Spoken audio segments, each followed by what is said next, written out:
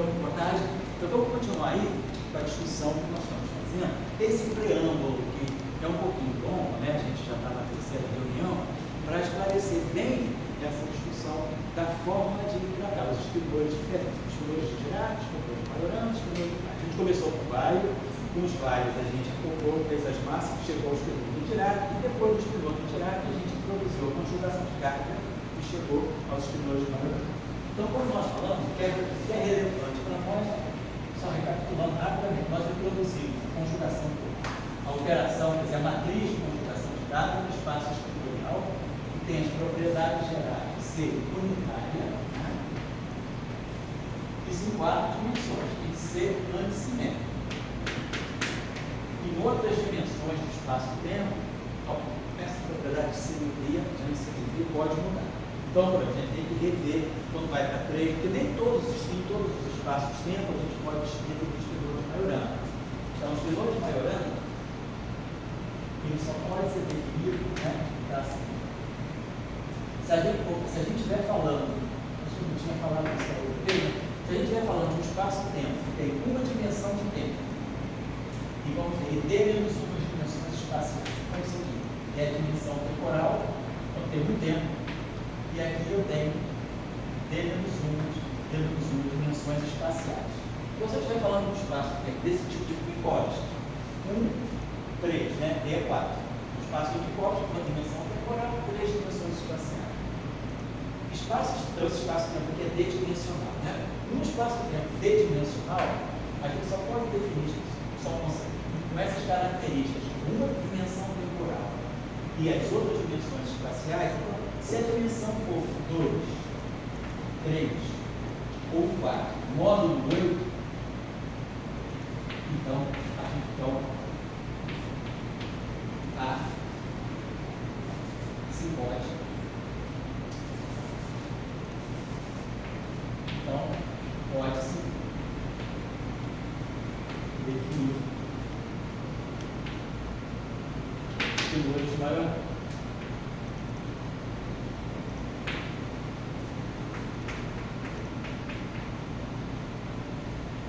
Então, por exemplo, quando a gente está a dimensão 2, 3, 4, módulo 8, isso aqui é assim, é uma dimensão do tipo 8K mais 2, 3 ou 4. Então, esse K aqui é uma branca. Então, se K for 0, eu tenho dimensão 2, então isso aqui me dá dimensão 2, 3 e 4. Depois, eu pulo para 10, 11 e 12. E assim vai. São sempre essas tríades de dimensões onde eu posso definir distribuidores de Majorana. Então, por exemplo, no espaço-tempo bidimensional, se a gente fala de eletrodinâmica em 2 dimensões, a gente pode definir Majorana. Em 3 dimensões espaciais também, sempre com essa importante ressalva. Uma dimensão de tempo e outra de espaço. Então, no espaço-tempo de 1 mais 2, posso definir Majorana. 1 mais 3. Então, nós estamos fazendo, definindo Majorana. Depois a gente tem que saltar para 10, 11, 12 e assim vai. Quando se fala de teoria de supercórdias, né, que é 10 dimensões, lá a gente pode definir Majorana, inclusive uma condição a mais, Majorana e Weyl ao mesmo tempo. O que não acontece em 4 dimensões, como a gente vai ter 11 dimensões e 12 dimensões também. Eu posso definir distribuidores de Majorana. Então, só para lembrar que se a gente tiver, então, nós estamos falando, para nós, né, o nosso espaço-tempo é quadridimensional. Essas são as propriedades de conjugação de carga, e a propriedade também fundamental é essa aqui, que nos deu a simetria de conjugação de carga da equação de Dirac. Então, tem essa condição. E aí a gente define, finalmente, o espinor conjugado de carga, né, que tem essa estrutura de C barrado, transposto. Né? E a gente pode escrever também, só para lembrar aqui, né, o C barrado é o cidade gama zero. Então, eu transpondo o C, gama zero, transposto, C está. Aí aqui a gente coloca C menos C, C gama zero, transposto, C menos 1 menos gama zero, C está. Então eu posso escrever também que isso aqui como sendo menos gama zero, C está. Isso é geral. Isso é a definição de conjugação de carga geral. Independe da representação. Então, quando eu faço, isso aqui é geral e isso aqui é geral. Agora, o que é o espinor de Majorana? Então, a condição de Majorana é essa aqui. O conjugado de carga seja igual. Isso é o que define o espinor de Majorana.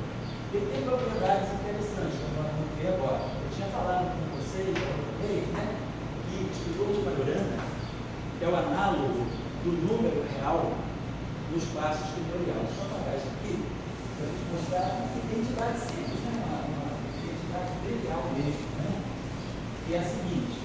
Vamos pegar um espinor psi, a gente sempre sabe, a gente sempre pode pegar o espinor psi. Vamos pegar o espinor psi e vamos fazer o seguinte, vamos somar e subtrair o psi c. Então, a identidade. Psi mais psi c sobre 2, psi menos psi c sobre 2. Então você tem uma identidade. Quando eu coloco o i aqui, e o i aqui, nada aconteceu. Então eu fiz a mesma coisa. Psi sobre 2 mais psi sobre 2, psi c sobre 2 menos psi c sobre 2. Observar o seguinte, esse espinor aqui, essa grandeza aqui, psi mais psi c, se eu tirar o conjugado de carga dele, vai ser o conjugado de carga do psi, é o psi c. E o conjugado de carga e o conjugado de carga, a gente costumou na outra vez. Duas operações de conjugação de carga recuperam o espinor, é uma conjugação complexa. Então, isso aqui dá igual a psi mais psi c.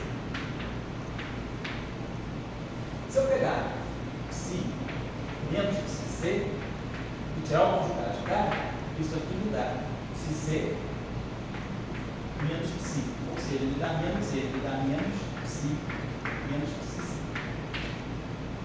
Então, se nós tirarmos o conjugado, então, mas de qualquer forma, o que é importante aqui é que, se eu pegar essa grandeza, psi menos psi c sobre i, eu estou fazendo psi menos psi c sobre 2i, e tirar o conjugado de carga disso aqui, de novo, psi vai ficar psi conjugado de carga menos psi sobre 2.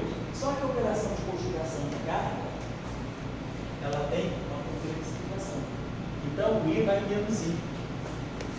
Então, aqui fica menos i.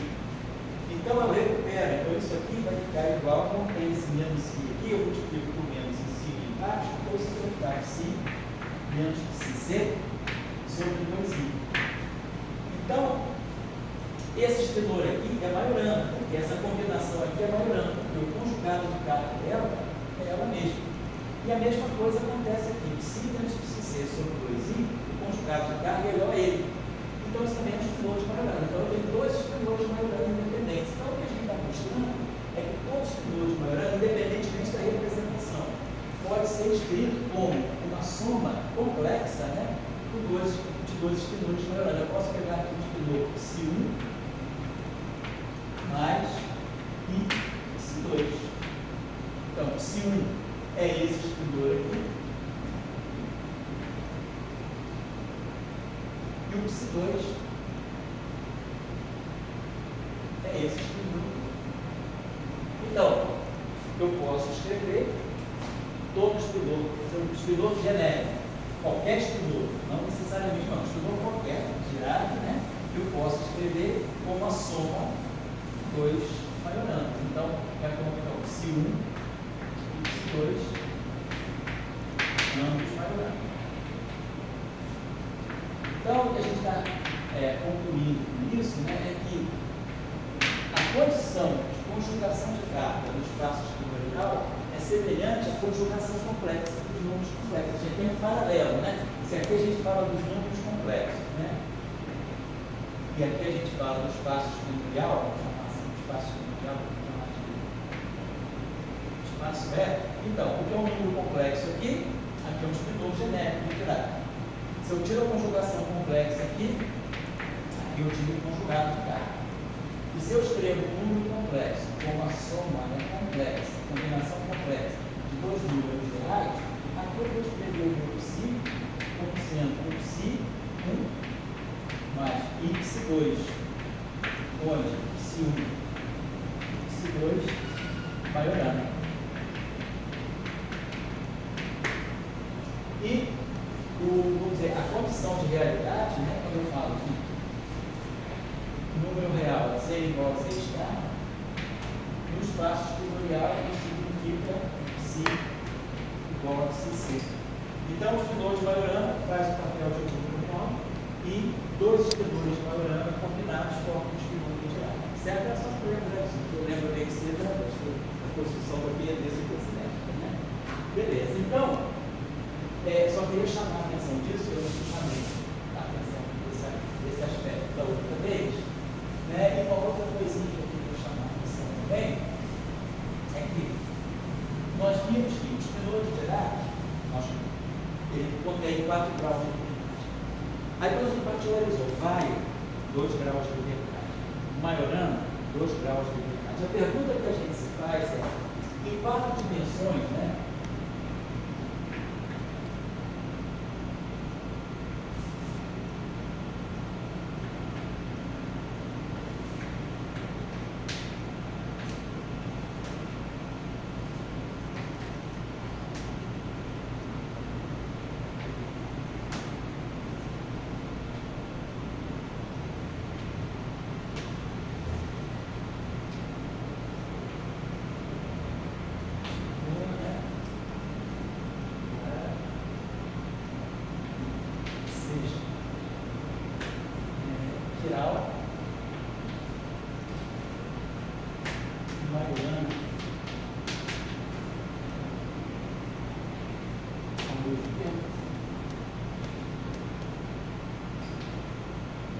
A condição de quiralidade, a gente já viu, a condição de quiralidade é gama 5 psi igual a mais psi se eu tiver um espinor Vaio left.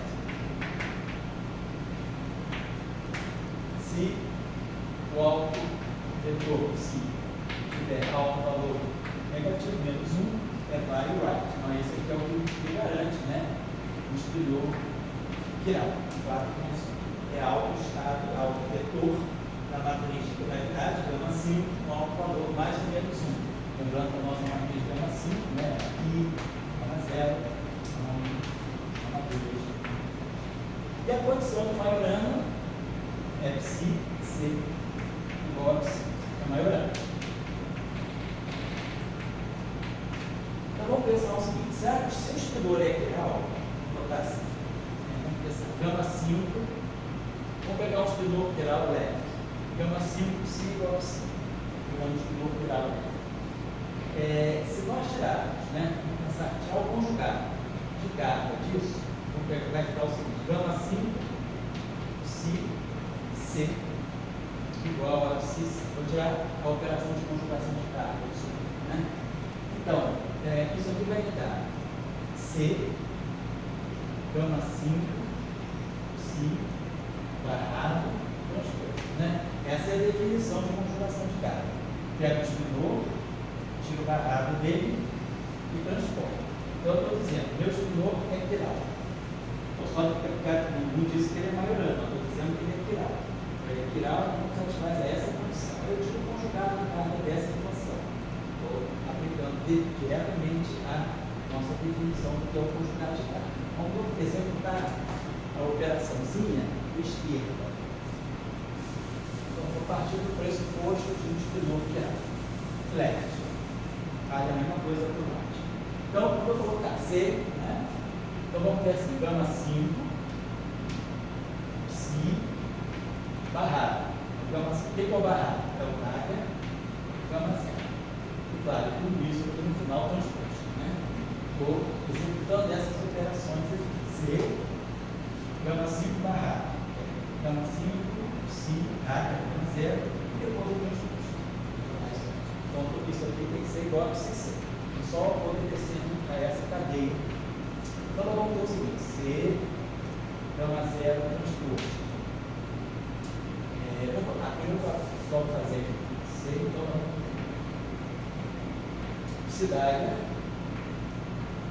gama 5 d'água. Gama 5 d'água é gama 5. Gama 5 é irremediável. Qualquer representação, por causa dessa definição. Então, psi d'água, gama 5 d'água. A gama 5 d'água é o próprio gama 5. E aqui o gama 0 transposto. Vai ser gama 0 transposto, gama 5 transposto, vamos botar assim, unidade transposto, né? É o que se está. Como que ele coloca essa coisa dessa forma? É que ele faz assim. Igual a C. Queremos dizer isso. Então a gente pode começar a acertar aqui, né? Com C, gama zero transposto, C menos 1, C, gama 5 transposto, C menos 1, C, psi está. Igual, Deus vai me dar alguma coisa. C, gama zero transposto, C menos 1, menos gama zero. C, gama 5 transposto, C menos 1, se não me engano, bem, é o próprio gama 5. Vamos ver se está certinho. E aqui eu vou ter C, psi, está. Nossa, C.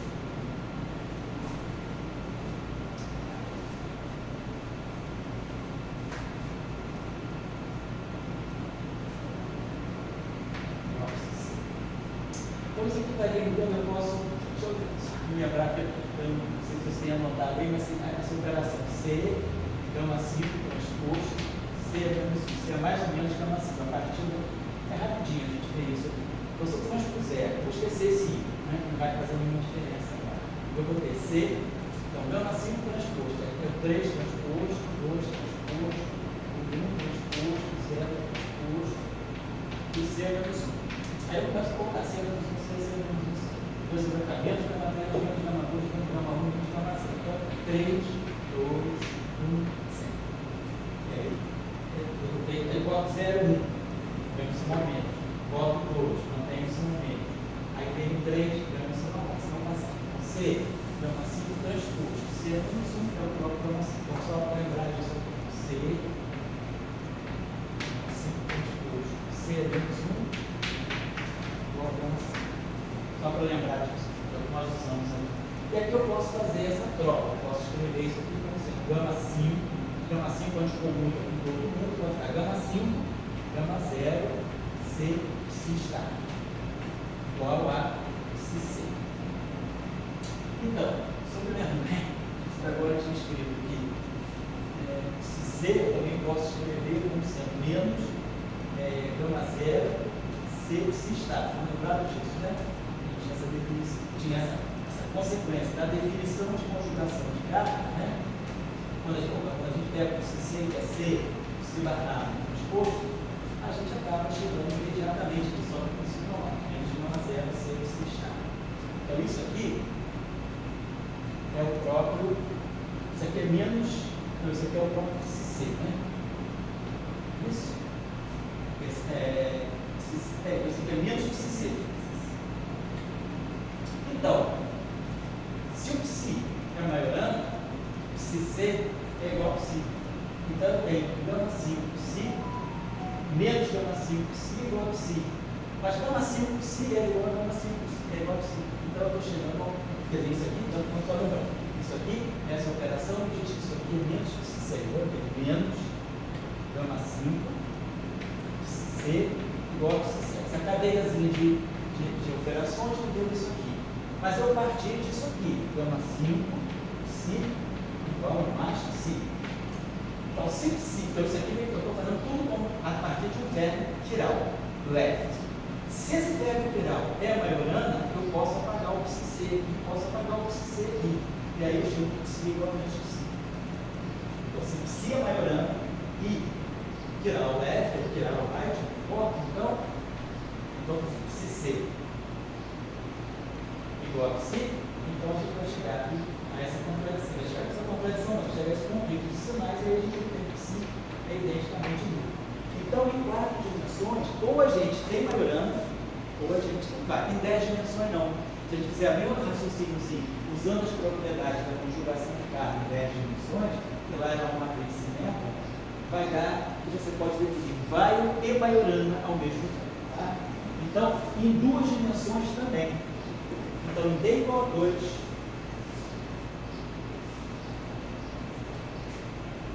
só para dar esses resultados que são importantes para quem está vendo pela primeira vez, sobretudo. Né? Porque às vezes na literatura de Neutrino, essa minha não é minha crítica, é minha observação. Na leitura dos trabalhos, assim, sobretudo de Neutrino, que é uma comunidade que conhece bem essas coisas, mas vai muito rápido, a às vezes essas propriedades ficam meio assim, nebulosas, uma coisa. Você nunca sabe se. Porque a minha crítica é que às vezes no paper não fica claro se aquelas propriedades que são atribuídas a uma certa representação dos matrizes de Gama ou se são propriedades gerais de qualquer representação.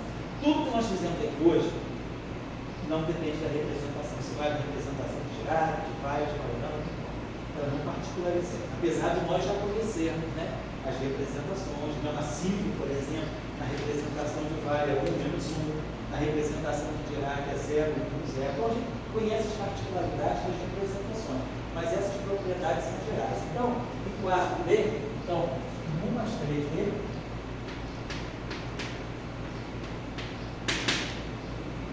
quer dizer, se o espinor é quiral e Majorana, então ele é trivialmente certo. Não tem espinor de Majorana vai não trivial em 3 dimensões. Porém, em 1 mais 1D e 1 mais 9D existem espinores de Majorana.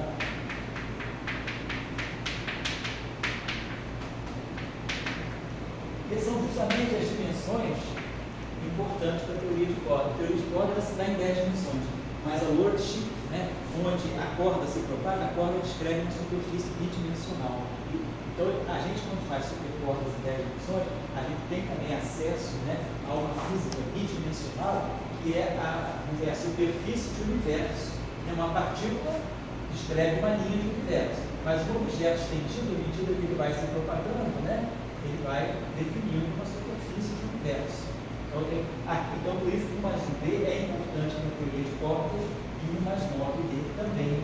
Aqui, o teoria de cordas é que nós temos o setor chamada worksheet, superfície de universo, superfície de mundo. E os chamados modelos simples heteróticos, que foram tão importantes na década de 80, 90, para estudar a mecânica quântica, não a teoria de campos, mas a mecânica quântica das cordas, ela se dá num espaço-tempo de 1 mais 1D. E aí aqui a gente pode definir Majorana vai, e isso cria uma série de supersimetrias interessantes em 1 mais 1D, são chamadas supersimetrias heteróticas. Estou só chamando a atenção, porque são dados gerais. Então, vamos voltar agora, porque então nós estamos em 4 dimensões. Deixa eu falar. Ou a gente tem Majorana, ou a gente tem Weiss, ou Girard. Para não. No caso de 1 mais 9 dimensões, 1 mais 9D, quando a gente tem uma partícula na trajetória dela, a gente usa as geodésicas, como aprendemos lá. Sim, você pode fazer uma relatividade normal em 10 dimensões. Entendi. Se você for falar de supergravidade em 10 dimensões, você vai ter uma supergravidade que é a média, e você pode falar da geodésica nesse espaço-tempo. Se ele for curvo, né? A gente vai estar falando de espaço-tempo de plano, né? Mas se ele for curvo, né? Beleza. Então, só para chamar a atenção disso, essa propriedade eu queria chamar a atenção. Então, depois, acho que é uma outra propriedade importante que eu queria chamar a atenção aqui, que às vezes é útil, como resultado assim, auxiliar durante certas demonstrações que a gente tem que fazer. Por exemplo, a gente pegou assim, né? Então, espinor conjugado de data, né? Isso aqui é geral, como definidas, ser se barrar. Vamos dizer que, e aí a gente viu que isso aqui pode ser escrito também como sendo menos gama zero, C se está. Vamos dizer que eu queira barrar isso aqui. Então, o espinor conjugado de data, né? Como ele está aqui, ele é um espinor coluna também. Tem um psi. Psi é coluna e psi C é coluna. Já psi barra é o espinor mínimo. Então, vamos dizer que eu quero tirar o barra desse cara. Ele tirar o psi C barra. Isso aqui vai ser, então, a mesma coisa que menos gama zero, C está barra. Né? Isso aqui é um espinor coluna. Então, espinor linha, espinor coluna, e isso aqui é um tudo 4 linhas, uma coluna. Quando eu tirar o barrado, então, sabe, a definição do barrado é o espinor que está aqui dentro, gama zero, C está conjugado hermitiano vezes gama zero. Estou usando a definição lá do a operação. Vai ficar menos, o W troca a ordem, o W do estado vai ser transposto. C d'H vai ser menos 1. E aqui vai ficar gama 0 d'H, que é gama 0. E aqui eu tenho outro gama 0. Só tem esse externo. Gama 0 ao quadrado é 1. Então a gente pode escrever o seguinte: se eu pegar o primeiro conjugado de H e tirar o barrado dele, vai ficar simplesmente menos C transposto. C é menos 1. Isso aqui, às vezes, essa expressão simples, às vezes é muito útil, porque a gente começa a querer tirar barrados de muita coisa e a gente pode reduzir o transposto. Tá? Só para lembrar disso aí. Dadas essas observações, vamos então agora ver uma particularidade. Agora sim, vou particularizar. Vamos trabalhar na representação de Majorana das matrizes de Gama. Agora sim, particularizando a representação. Esses resultados são todos gerais. Tá?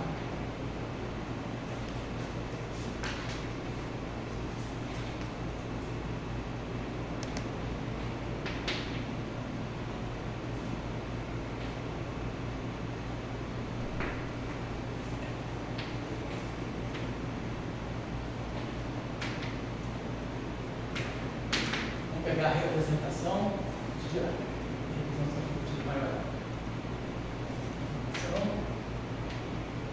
De Majorana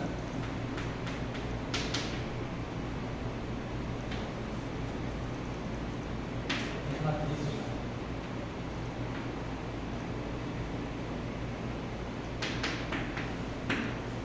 O que caracteriza a representação de Majorana? As matrizes de Dirac são todas imaginárias puras. Então a gente vai escolher a seguinte representação: gama 0. Pessoal, oi. Uma identidade que, se eu não me enganar, que mostra que se é transposto vezes o inverso da C. da Ocimar. Eu acho que é quando é Majorana. Aí vai ficar se. Boa ideia, vamos lembrar isso aqui. Se é Majorana. Se é Majorana, então se seu si.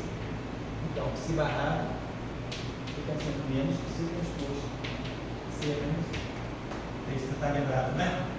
Ou se transposto é C se barrado. Legal? Só lembrar disso aqui. Então, isso aqui só vale, isso aqui também, independente da representação, isso aqui sempre vale para Majorana. Isso aqui é geral. Legal? Então, a representação de Majorana das matrizes de Gama, todas têm que ser imaginárias puras. Então, digamos essa representação que coloca a matriz de Paulo, sigma y aqui, 0, 0, menos sigma y. Então, essa matriz tem quadrado menos 1. Aí pega a matriz Gama 1 e toma I sigma x, 0, 0, menos I sigma x. Já essa matriz aqui, o quadrado dela é menos 1. Tem que obedecer a métrica. Vamos tomar o Gama 2 como sendo I sigma z, 0, 0, menos I sigma z. Também quadrado. Então a gente pode observar essas três matrizes: quadrado 1, quadrado menos 1, quadrado menos 1, anticomutam entre si. E vou pegar a matriz Gama 3 para anticomutar com todo mundo e ter quadrado menos 1. Então essa matriz aqui, I vezes a identidade 2 por 2, I vezes a identidade 2 por 2 é. Então, essa terceira matriz que eu coloco aqui, ela tem quadrado igual a menos 1, porque a métrica é mais, menos, menos, menos. Então, o quadrado dela é menos 1. E devido à estrutura dela, C, tem a identidade aqui, ela anticomuta com as três outras. Então, essas quatro matrizes aqui, elas testam perfeitamente a álgebra do trio, né? Gama 0 ao quadrado é a identidade.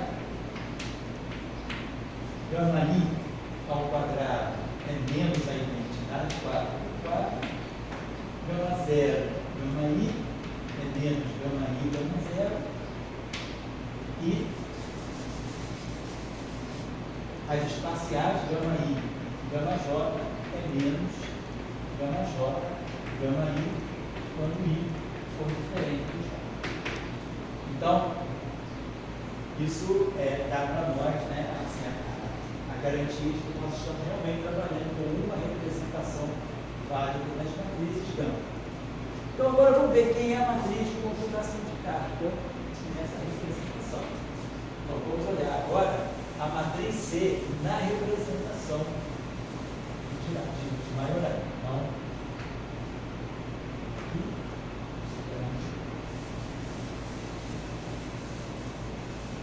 Então, aqui a gente vem para cá. Então, a matriz C na representação de Majorana.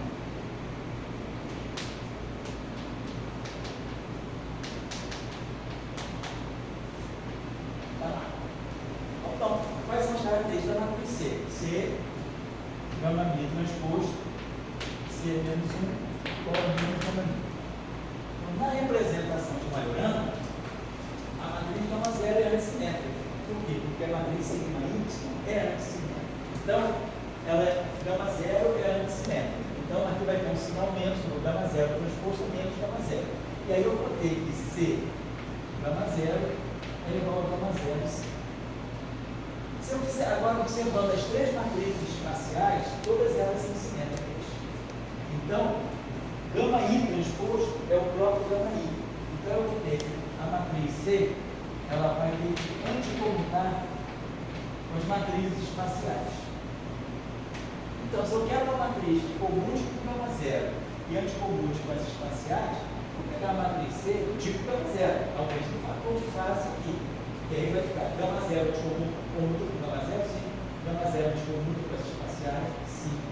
Agora vou dar, então, deixa esse I, deixa essa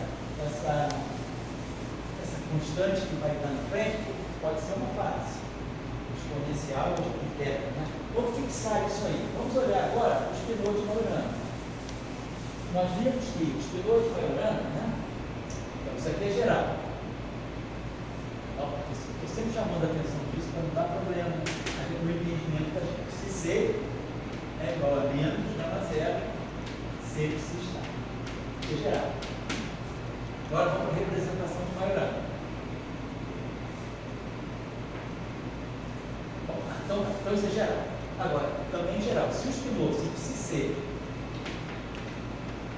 igual a psi, então a gente tem que psi é igual a menos gama 0, C psi estar. Então isso aqui é válido para os espinores de Majorana. Que é a condição de Majorana de uma outra forma. É aquela expressão aberta, né? Psi C. Se esse psi C aqui é o espinor de Majorana, então ele tem que satisfazer essa condição que a gente vê que é uma condição de realidade, correlacionando possível com o estado. Perfeito, então isso aí é em geral. Agora, na representação de Majorana.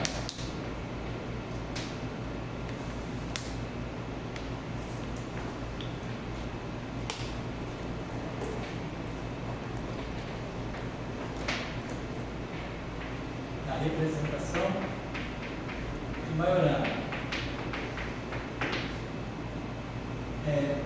Vou pegar eu posso pegar C igual a menos gama 0. Eu tenho essa liberdade aqui. Então, se a gente tomar C, a matriz de conjugação de cargas, sendo menos gama 0, a condição de Majorana vai ser psi igual a menos gama 0. Vai ficar menos gama 0 com menos gama 0, vai ficar gama 0 psi estar. Que é a identidade, como está psi igual a psi estar. Então a gente chega a um resultado interessante, que somente na representação do espinor de Majorana, ele fica totalmente real só na representação de Majorana. Na representação de Dirac, a gente tinha visto a cara do espinor de Majorana. A gente vincula o número de componentes dele, a marca, mas ele não é real. Agora, o espinor de Majorana, na representação de Majorana, ele é um espinor com as 4 componentes, né? São 4 números reais, eu perco o complexo. Então, mas isso sim, isso é válido para o espinor, não é válido dizer, o espinor de Majorana tem seus componentes reais, não. O espinor de Majorana tem as suas componentes reais só na representação de Majorana. Se não for na representação de Majorana, o que a gente tem é um vínculo de realidade. Mas em nenhum momento, na representação de Dirac, nós tínhamos visto que a matriz C é gama 0 e gama 2. Então, eu tenho gama 0 igual a identidade sobra no gama 2. Então, eu tenho psi igual a psi estar. Fica uma matriz gama 2 que sobra aí.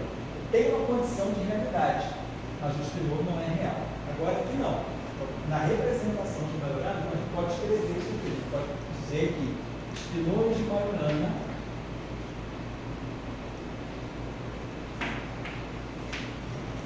de Majorana na representação de Majorana das matrizes gama pode, quer dizer, tem as suas 4 componentes reais. Então aí eu vou um espinor que vai dizer se 1, se 2, se 3, se 4, todo mundo é.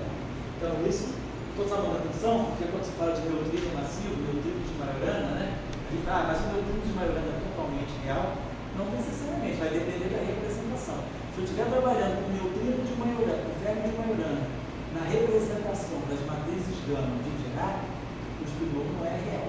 Ele tem uma condição de realidade, mas ele não é real. Estou chamando a atenção. Tá? Bom, acho que agora a gente já pode passar. Vamos chamar desses pequenos detalhes aí, que às vezes. Você tinha falado, por exemplo, você estou na representação de Dirac das matrizes gama, a transformação de similaridade pode ser fundamental. E se eu tenho um espinor de Majorana na representação de Dirac, tem como eu escrever esse espinor na representação de Majorana? Tem, com a mesma transformação de similaridade. Você tem uma transformação de similaridade que leva as matrizes e os espinores. É só aplicar aquela matriz no espinor. Isso. Bom, então eu acho que basicamente é isso que eu vou chamar a atenção. Agora a gente já pode falar dos termos de massa, né? A constituição das massas. Basicamente isso.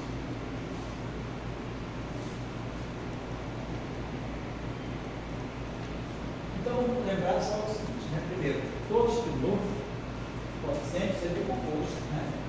Todo espinor psi, não importa se é Majorana, né? O que eu acho engraçado é que um espinor na representação de Weyl, por exemplo, não necessariamente é um espinor de Weyl. Exatamente. Exatamente. Um espinor na representação de Weyl é um espinor qualquer. Ele só vai ser um espinor de Weyl se ele tiver duas componentes, não duas em cima e duas embaixo. Ou vice-versa, duas em cima e não duas embaixo. Quer dizer, olhando para a cara do espinor e sabendo qual é a propriedade dele, você pode dizer que representação você está também, certo? Porque aqui, se você olhar para o espinor real, as 4 componentes são reais. E disser que ele é Majorana, você está na representação. Então, mas isso são detalhes importantes que às vezes a gente muito feio, às vezes sobretudo o não fica muito claro, o pessoal já vai direto ao ponto. E às vezes uma pessoa que está se introduzindo na área, se não souber bem essa discussão dos espinores, pode ficar meio confuso. Professor, uma perguntinha. Como é que você sabe qual é a melhor representação para você trabalhar? Se você tiver um espinor de Weyl, a melhor representação sempre vai ser a de Weyl? Ou se você tiver um espinor de Majorana, a melhor representação para trabalhar com ele vai ser Nem sempre é assim. Entendi não a pergunta perfeitamente sensata. Vai depender não assim do espinor. Se ele é Majorana, eu vou trabalhar na representação de Majorana. Se ele é Weyl, eu vou trabalhar na representação de Weyl. Se ele é Dirac, eu vou trabalhar na representação de Dirac. Você tem que ver o que você quer daquele espinor. Se você quiser pegar o limite não relativista, qualquer que seja o espinor, vai para a representação do Dirac. Porque ela já separa o que é a componente relativisticamente forte e fraca. Se você quiser discutir propriedades quirais, é melhor ir para a representação que vai, porque ela já organiza para você a matriz gama 5, já te dá o que é left 5, o que é right 4. Então, depende do que você quer tirar do espinor. Aí você, a representação, ela é a representação mais conveniente, não é aquela que se ajusta à qualidade do teu espinor, mas o que você quer do teu espinor. Né? Agora, isso aqui é geral. Todo espinor então vai ser decomposto com uma componente leve e uma componente light. Hoje, uma gama 5 sobre 2 de si, mais uma gama 5 sobre 2 de si. Nós tínhamos visto também essa propriedade, né, que o psi left conjugado de carga é o psi C componente right. Nós tínhamos visto que tem essa troca. O conjugado de carga do left é o right e o conjugado de carga. Ou seja, se eu pegar o ferro no left e tirar a antipartícula dele, eu vou ter a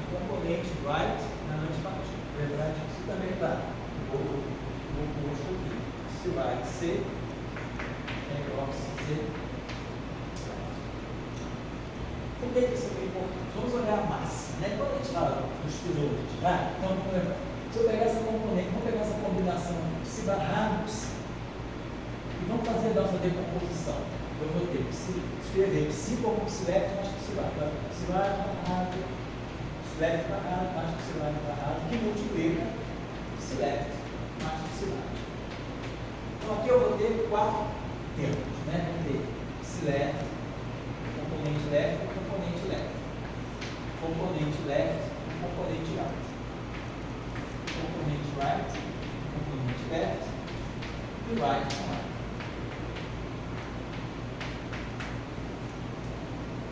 Vamos observar aqui o seguinte: o que é o psi left? Psi left, vamos fazer esse aqui já vai dar a visão de tudo.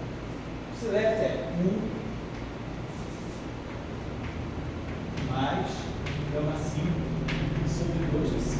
É a projeção left dos fenômenos psi. Vou pegar o barrado disso. E esse psi left está aqui também, é 1 mais gama 5 sobre 2 psi. Então, estou multiplicando psi left barrado, psi left. Só que quando eu barrar, vou trocar a ordem, vai ficar psi barrado. Porém, o barrado do gama 5 é menos gama 5. Vai ficar 1 menos gama 5 sobre 2. Aí ele vai bater com esse aqui. 1 mais gama 5 sobre 2. Psi.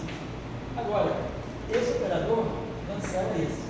Vai ficar 1 menos mais gama 5 menos gama 5 menos 1. Então isso aqui é 0. Então, essa combinação left barrado left é 0. Identicamente nulo. Qualquer representação. Feito esse exercício vai se valer do right barrado right. Então, esse termo aqui, que é um termo escalar, no espaço escalarial, isso aqui é um escalar. Do ponto de vista do espaço-tempo, isso aqui é um escalar. Ele é acopla left e right. Então, o que sobra, então, esse seria o termo de massa na equação de Dirac. Então, isso aqui seria algo assim: a massa psi left barrado psi right mais psi right barrado psi right. Então, esse termo, né, o escalar de Lorentz, formado. Isso aqui vale para quaisquer dois fenômenos. Não precisa ser psi com psi, não. Poderia ser um psi aqui ou um pi. Poderia colocar uns fenômenos diferentes aqui. É melhor colocar, porque o que está matando, né? O que faz essa composição aqui ser 0.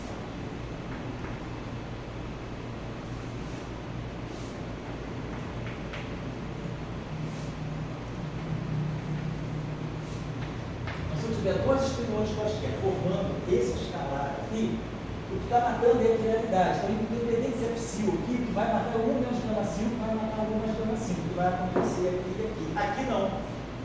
Então, sempre que eu formar um escalar de Lorentz, a partir de dois espinhões, eu vou estar, formando esse escalar, eu vou estar sempre acoplando, mixando a componente left de um com a right do outro. E a right de um. Então, esse é o termo que chama termo de massa de Dirac. Ele compõe, ele precisa das duas polaridades. E claro, isso aqui é um escalar de Lorentz. Então eu posso acoplar isso aqui a um campo escalar. Isso aqui é um escalar. Esse aqui é um escalar, esse é um escalar. Então o escalar, ele se acopla com essa combinação aqui. Vamos tirar o left barrado, right phi, mais right barrado. Então, o que o campo escalar faz? Ele se acopla com um verme quiral e troca a polaridade. Então, se o meu verme é left, se ele emitir uma absorção, se ele interagir com o escalar, ele vai passar a ser right. Então, o escalar, ele entra no verme e troca a polaridade dele. E isso é exatamente o mecanismo de Higgs. O mecanismo de Higgs é quando esse campo escalar se condensa e se torna um valor constante, que é o valor do vácuo do campo de Higgs. Quando esse campo de Higgs se condensa no vácuo com esse valor, esse campo vai virar exatamente a massa de Dirac.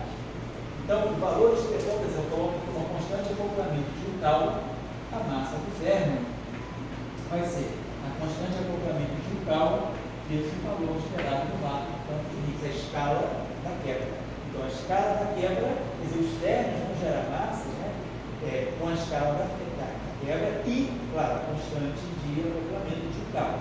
Dependendo do ferro, quer dizer, cada ferro tem a sua constante de acoplamento de cálculo. Então, por exemplo, no caso do elétron, eu tenho a constante de acoplamento de um cálculo do elétron ao Higgs. Depois, no caso do muon, constante de acoplamento do muon. Então, a relação, quer dizer, a massa de um ferro F sobre a massa de um ferro F' vai ser a razão entre as suas constantes de acoplamento. A constante de acoplamento de um cálculo do F com a constante de acoplamento de um cálculo do F'. Se o F for o muon e o F' for o elétron, a massa do muon é 200 vezes a massa do elétron. Então, a constante de acoplamento de um cálculo do muon vai ser 200 vezes mais robusta, do que a constante de acoplamento do muon, do elétron com o muon. Então, as massas dos ferros, elas são proporcionais diretamente à constante de estrutura. Então, o mecanismo é esse. Então, por quê? Porque ferros espirais absorvendo ou emitindo escalares, eles mudam a polaridade. Então, isso acontece com esses canais. Então, isso é fundamental para o mecanismo de isso. Porque no modelo padrão, o que nós temos? Nós temos um dublete elétrico. Então, nós temos, só para pegar aqui, vamos pegar aqui o caso do elétrico, pegar. Vou botar o elétrico. Não, vou botar o elétrico. Pega o dublete, vou chamar de lepton I. Vou botar esse I aqui é o flare. Podendo 1 igual a elétrico, 2 igual a muon, 3 igual a tal. Quando a gente pega os dubletes, a gente pega o neutrino do lepton e aqui a gente pega o lepton. Neutrino do elétron, neutrino do muon, neutrino do tal. E tudo isso aqui é lepton. É neutrino do lepton. Neutrino do lepton L. E aqui é o lepton L também na fase lepton. Eu tenho um dublete left. Porém, não tem neutrino right. Aí eu vou pegar o lepton right. E aí, quando a gente escreve o acoplamento de Gauss, a gente tem que isso aqui é um dublete. E o Higgs também está num dublete. Então, o nosso acoplamento vai ser lepton barrado, o dublete de Higgs e o lepton right. Então, esse é o acoplamento de Gauss do modelo padrão, para os leptons, os quartos e os leptons. Então, eu vou ter aqui o neutrino left associado ao lepton L barrado, e aqui eu vou ter o próprio lepton L barrado. Aqui eu vou ter o dublete de Higgs. Vamos dizer assim, aqui a gente coloca o Φ0, e aqui a gente coloca o Φ+, e aqui a gente coloca o Φ0. E aqui eu vou ter o lepton right. Isso é geral. Quando eu tenho a quebra da a constituição do vácuo, quando eu vou para o vácuo de Higgs, o vácuo de Higgs tem isso aqui 0 e tem isso aqui certo V. E aí, o neutrino, quando eu fizer esse produto, o neutrino não se acopla para a parte de lá. Então, o neutrino fica solto e vai entrar V, lepton barrado, lepton barrado. Então, vai me dar exatamente a massa. Então, porque isso aqui vai dar 0, isso aqui vai se juntar. Então, o neutrino fica fora do processo de ganhar massa pelo mecanismo de Higgs. Por quê? Porque, claro, nós organizamos o vácuo de Higgs, de tal maneira, essa constituição do vácuo aqui é de tal maneira a não quebrar a carga elétrica, a gente atribui os números quantos de tal maneira que esse Higgs de baixo é o neutro, esse Higgs de cima é o carregado. Então, o Higgs neutro é aquele valor esperado no vácuo e ele faz o lepton se acoplar com o lepton right. No modelo padrão, quando você começa o modelo padrão, antes da quebra de simetria, quando a gente está aqui, o lepton left é uma partícula, o lepton right é outra partícula. Elas não estão acopladas, elas não estão juntas ainda. Quando há o mecanismo de Higgs e esse Φ se transmuta dessa forma, ele se condensa dessa forma, eu vou gerar esse termo aqui que vai ligar o lepton left com o lepton right para formar o elétron como nós conhecemos no nosso mundo. O elétron massivo, que tem parte left e parte right. Mas, antes da quebra de simetria, existem dois elétrons, o elétron left e o elétron right, ambos sem massa. Com a quebra da simetria, os dois elétrons se ligam e formam uma partícula só, que é o elétron massivo. Então, só lembrando disso. Então, o escalar é fundamental porque o escalar se acopla com isso aqui. Mas se podem pensar, e se a gente pegar um pseudo-escalar? Também pode falar. No modelo padrão, os anti-neutrinos são left, tá vendo? São right. Porque olha só. Quando você pega. Porque o neutrino é left. O que me motiva a fazer isso é o seguinte: vamos supor que eu queria construir o modelo padrão não usando o espectro de partículas, mas usando o espectro de antipartículas. Fazendo um texto de antielétrons e antielétrons. Certo. Seria possível também. Sim, também, quer dizer, você pode. Mas aí. Invariância CPT, né? Que você está falando, né? Porque, vamos pensar, olha só, quando você te pegar com uma coisa só. Quando você pega, vamos dizer, você pega o neutrino, pegar um neutrino left. Então, se eu fizer a operação de conjugação de carga, isso aqui vai me dar o neutrino C right. O conjugado de carga do neutrino é o antineutrino. Então, o antineutrino ele sai right. Né? E se eu pegar, por exemplo, o elétron left e tirar o conjugado de carga dele, então eu vou ver o conjugado de carga do elétron right. Então, isso aqui vai me dar o antielétron, vai me dar o positron right. Então, eu teria o positron right, né? Esse aqui seria Então, seria para as partículas seria um SU2 right. Seria o SU2 right, exatamente. Se você quisesse construir, vamos dizer, de cabeça para baixo, você ia construir o teu modelo padrão de cabeça para baixo. Então, aí você vai colocar o SU2 right. Depois, quando a gente fala da interação fraca, né, a estrutura D menos A, a gente tem aquele famoso termo que é o primeiro pensar nesse termo, que é um termo solar. Vamos dizer que eu pego esse bilinear fermiônico, se barrado, gama 5, Ki. Tá? Então, eu vou formar um pseudo-escalar a partir de dois termos, de dois estudantes. Nós vamos fazer a mesma decomposição. Eu tenho psi left barrado mais psi right barrado. Aí vamos ter o gama 5, aí vamos ter o left mais o right. Então vamos fazer tudo, vai ficar psi left barrado, gama 5 e left. Mais psi left barrado, gama 5 e right. Mais psi right barrado, gama 5 e left. Mais psi right barrado, gama 5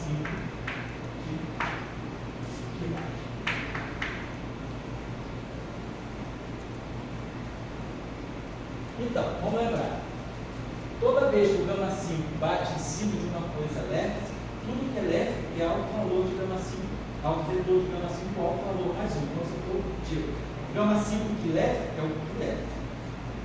Gama 5 que right é menos que right. Gama 5 que left é o próprio que left. E gama 5 que right é menos que right. E aí a gente reduziu ao caso anterior. Por quê? Left barrado, left é zero. Mostramos isso. Right barrado. Right barrado, right é zero. Então, esse escalar, esse pseudo-escalar aqui, ele tem uma constituição muito parecida com a só que tem um sinal relativo aqui. Ele é menos psi left barrado right, menos psi right barrado left. Então, esse termo aqui, ele soma left barrado right barrado left. Esse termo aqui é left barrado right. Tá?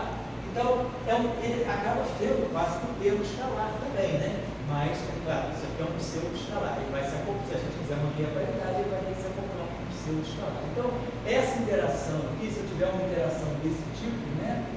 Se barrado, como assim, aqui, interagindo com um pseudo-escalar, que eu posso chamar de, sei lá, de S, né?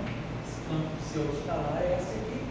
Então, esse campo aqui, ele troca a quiralidade, mas de uma maneira que vai ter uma corrente, quer dizer, é uma forma diferente do acoplamento. Tem esse sinal menos relativo.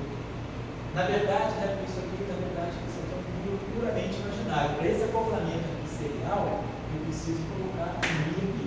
Então, eu botaria aqui, fiz uma quantidade de acoplamento G, e teria esse acoplamento aqui. Mas a diferença, isso aqui não é um termo de massa, porque o termo de massa é esse escalar, isso não é massa. Então, tudo bem. Vou pegar agora a corrente eletromagnética, né? Nossa corrente psi-barrado gama-mi-psi, que é a corrente, a forma da corrente eletromagnética na formulação nuclear. Então, se nós pegarmos psi-barrado gama-mi-ki, vamos pegar então a matriz gama-mi acoplando dois termos distintos. Então, vamos beber no estudo, vamos colocar lá. Psi-elétrico, barrado, gama-mi, elétrico. Mais psi-elétrico, barrado, gama-mi, elétrico. Mais psi-right, barrado, gama-mi, elétrico. Mais psi-right, barrado, gama-mi, elétrico. Então, fizemos todos os possíveis. Agora vamos olhar as propriedades de novo. Psi-elétrico barrado. Então a gente já viu. Psi-elétrico é 1 mais gama-5 sobre 2 psi. Isso tudo barrado. Gama-mi.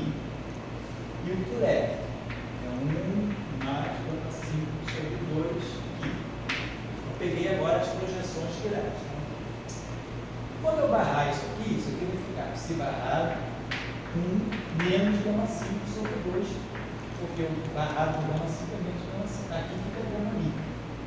E aqui fica 1 mais gama-5 sobre 2 aqui.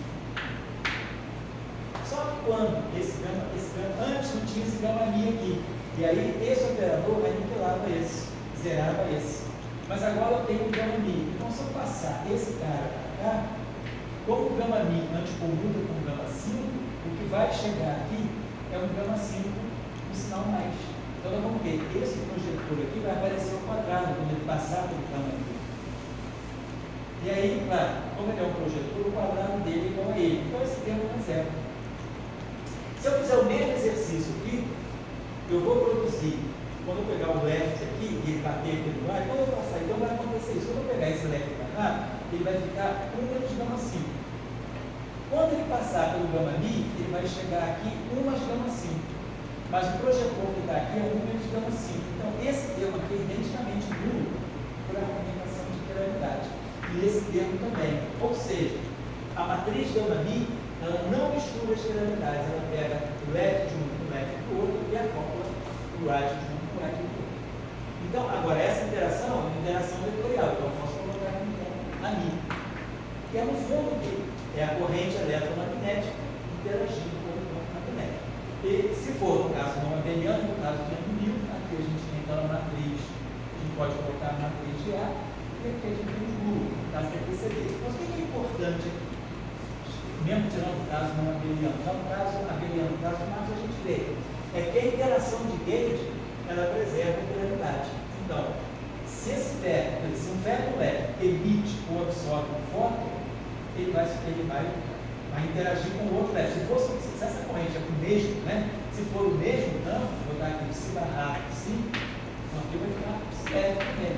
Ou seja, o ferro leve emite ou absorve um fóton e continua leve.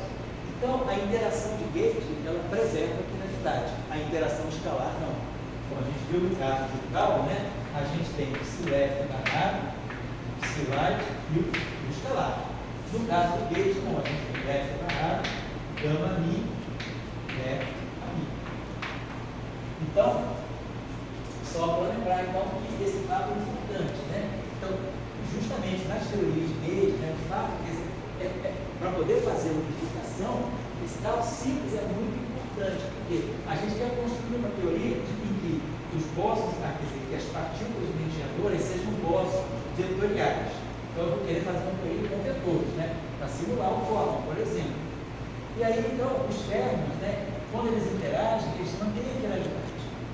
Então, eu preciso, né? Eu posso fazer uma teoria de gauge só com férmions quirais. Então, só com férmions leves, eu já consigo construir essa interação. Então, é isso que eu queria chamar um pouco a atenção. As características da interação. Se eu quiser colocar a corrente pseudo-vetorial, eu volto aqui no gama-5. E ao botar um gama-5 aqui, o gama-5 do left vai dar sempre left. O gama-5 do right dá menos o right. Então, quando eu colocar o gama-5, o que vai acontecer aqui vai ficar, em vez de ficar, vai ficar psi left barrado, tem o gama mi, gama 5, como o gama 5 atua no left, vira 1 e me dá só o left. Vai ficar esse left barrado, gama mi, esse left.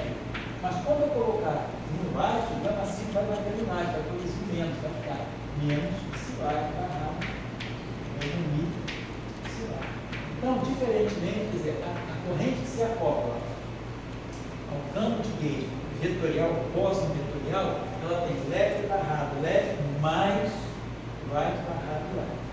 Já a corrente pseudo-vetorial, que é o gama 5, que é a corrente fraca, ela vai ter menos aqui. Então, isso que quebra a paridade, a interação fraca. Porque a interação fraca é psi barrado, gama I, gama 5, psi. Então, o psi barrado, gama 5, psi, ele distingue o left do right.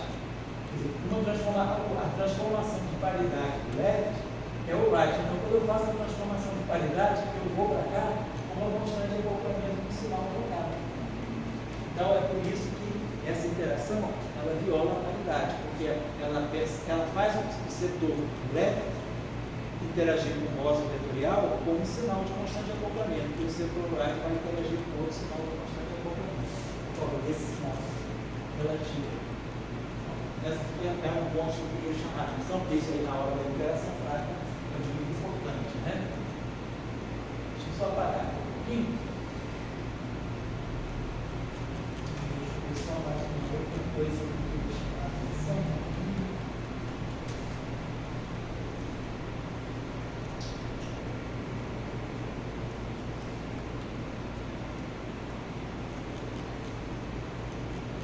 Também só para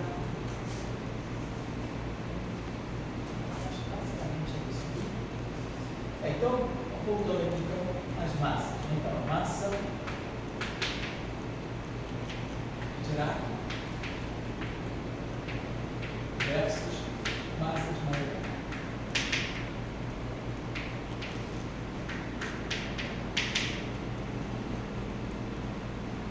Então, uma massa de Dirac, a gente já viu.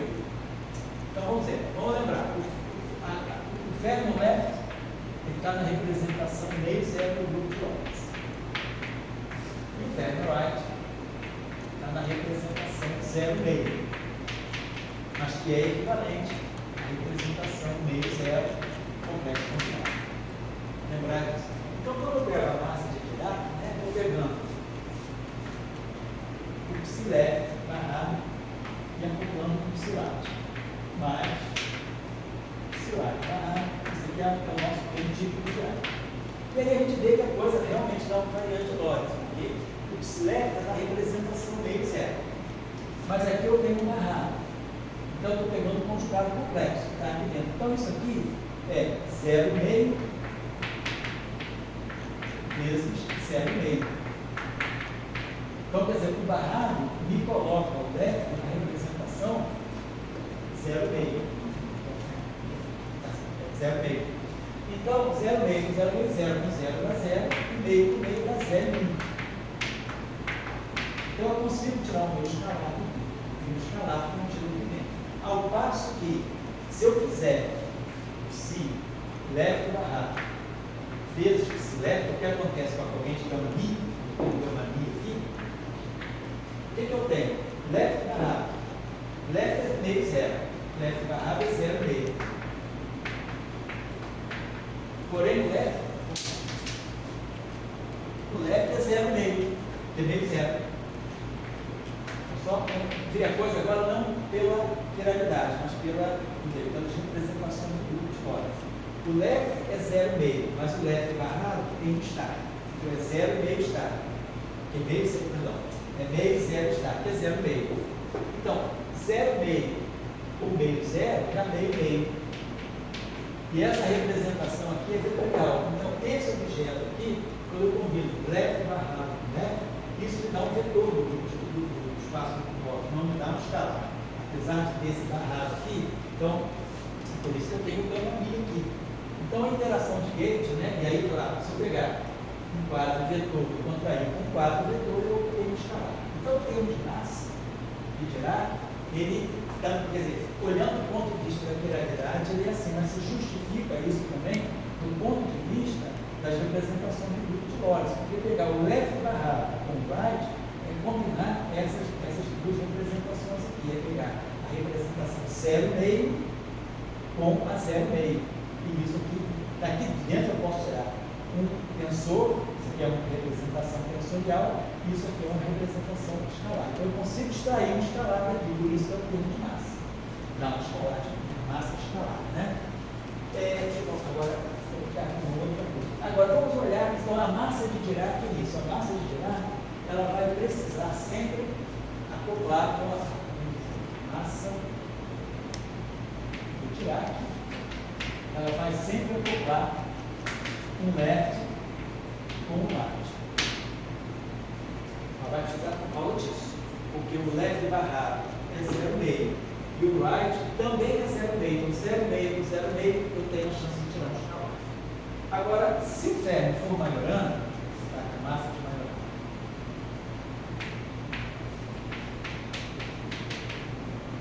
vamos pensar uma coisa. Se eu pegar meio zero, pegar a representação leve, meio zero, e fizer o produto tensorial da representação meio zero, então no fundo eu estou acoplando left e left. Meio zero com meio zero vai ficar 0, 0 mais 1, 0.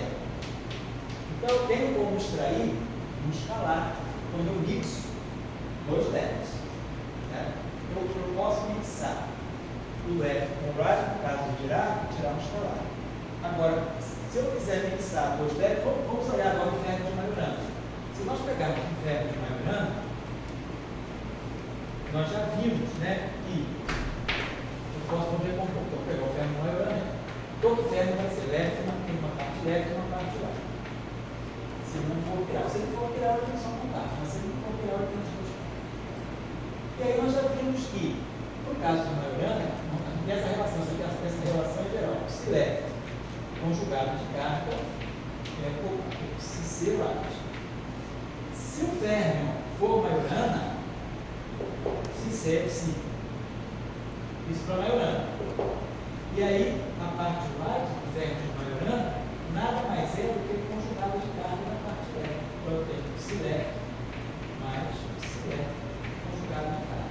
Então, a partir de, quando eu falo em férmio de Majorana, na verdade, eu não preciso conhecer a parte, eu preciso estar independentemente a parte left e a parte right. No caso de Dirac, a parte left e a parte right são completamente independentes. No caso de Majorana, não.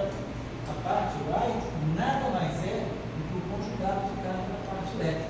Então, se eu conhecer só a mão esquerda de um ferro de Majorana, eu automaticamente sei da mão direita igual. Né? No ferro de Dirac, não, ele é assimétrico. A parte left, ele pode ter um braço maior do que o outro. Né? A parte left não é exatamente uma réplica da parte right. No caso de Majorana, a parte left é uma réplica da parte right, ou vice-versa. A parte right é uma réplica da parte left, ou vice-versa. Então, no caso de Majorana, ele está nessa condição que eu consigo ter só left e formar um termo de massa. Vamos dar uma olhadinha só. Vamos pegar um termo de massa e tirar. Aqui é um termo de massa. Um termo de massa geral. Left barrado. Isso aqui é geral. Right mais right barrado left. Se o ferro é Majorana, então tem o left barrado. Mas quem é o right? O right é o conjugado de carga do left. Então, no caso de Majorana, isso aqui fica left barrado, left C mais left C barrado left. Estou substituindo, quer dizer, isso aqui é geral. Isso aqui agora é Majorana. Eu poderia fazer o contrário, eu estou dando para dizer que a parte right, onde tem right, eu vou colocar o left C, o left C, o left conjugado de carga. Aqui tem o right, eu vou colocar o left conjugado. Está aqui, ó. É isso aqui.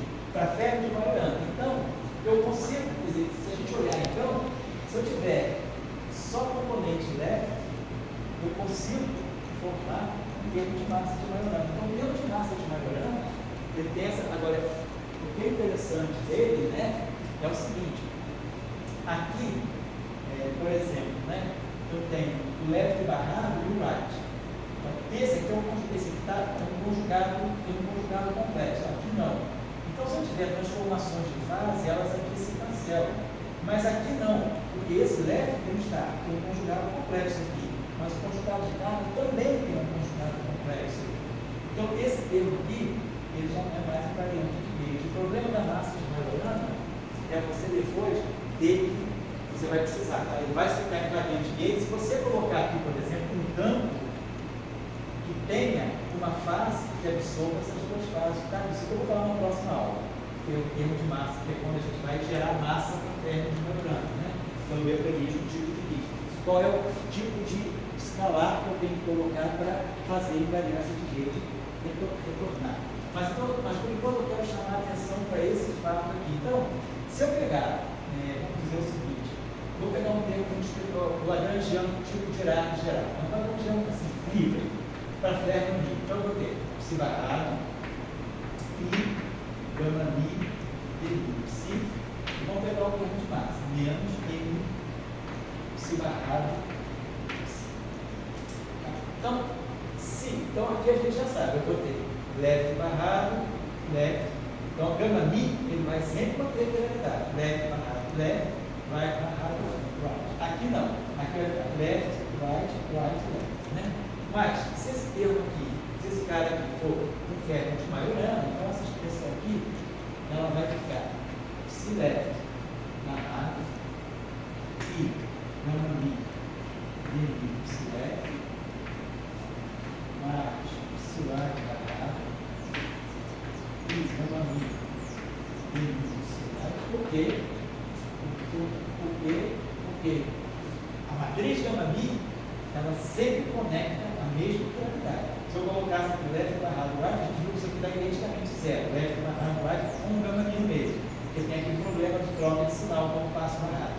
Aqui não. Então a matriz gama mi, ela sempre, não importa se o ferro é o mesmo ou não, mas ela mantém a mesma polaridade. Polaridade left, polaridade right, polaridade right, polaridade right. E aqui vai ser menos, aqui é o contrário. Aqui vai ficar psi left barrado, psi right, mais psi right barrado, psi left. Então, agora, vou ter que left. Agora, quem é meu right? Agora, se isso aqui é geral. Se esse termo psi for Majorana, então eu vou substituir o right pelo left C.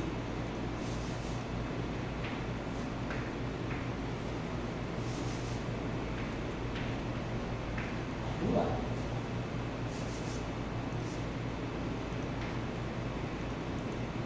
Esse C externo, tá? Então assim, psi, vou meter um parênteses. Psi left C, mas eu estou colocando isso sem parênteses. Mas como? Tem isso.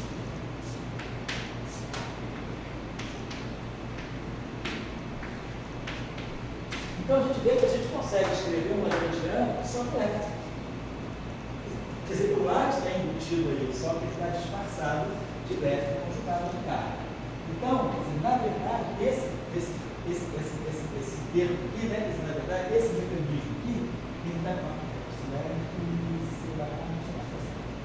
então, ele está me dando, eu estou conseguindo escrever o termo de massa só as custas, né? Então, eu não preciso, eu poderia ter dois ferros leves diferentes. Eu poderia ter um ferro leve, um ferro leve psi, e um ferro leve aqui. Então, por quê? Porque esse leve aqui esse leve aqui é meio zero. Esse aqui é meio zero está, é zero meio. Né? Não, então esse aqui teria que ser, perdão, tem que ter sempre um conjugado de carga, porque eu tenho que colocar os dois na mesma representação. Se eu colocar aqui, ó, o leve puro é meio zero. O leve barrado, então, é barrado zero meio. E esse aqui é meio zero. Então, zero meio. O meio zero vai dar sempre o vetor, vai dar meio meio. Então, se eu colocar aqui alguma coisa como um conjugado de carga aqui ou aqui, eu consigo, com ferros puramente leve, formar um termo variante. Então, o que é importante, a novidade, em termos de massa de Majorana, assim, em termos assim, gerais, né, como experimental, está lá no cérebro, não quer saber dos detalhes da matriz de integral aditivo, ele vai pensar sempre assim, com ferro no left, só com ferros left, eu consigo escrever o termo de massa. Porque às vezes a gente pensa, os ferros de Weyl são de massa zero. Isso tá bom, um ferro de Weyl tem massa zero, mas eu posso acoplar diferentes ferros left e formar um termo de massa. É isso que vai acontecer quando a gente tiver as famílias de oscilação de neutrino, que eu vou precisar acoplar um neutrino left de uma família ou um neutrino left da outra família, né, para poder justamente gerar esse termo de massa só às custas do left. Eu não vou precisar do lado. Então, deixa eu só colocar aqui de novo, né, em termos de Majorana, então, em termos de massa de Majorana, ele vai ter a seguinte estrutura. O Dirac é sempre left barrado right. Em Majorana, né, então a massa de Majorana,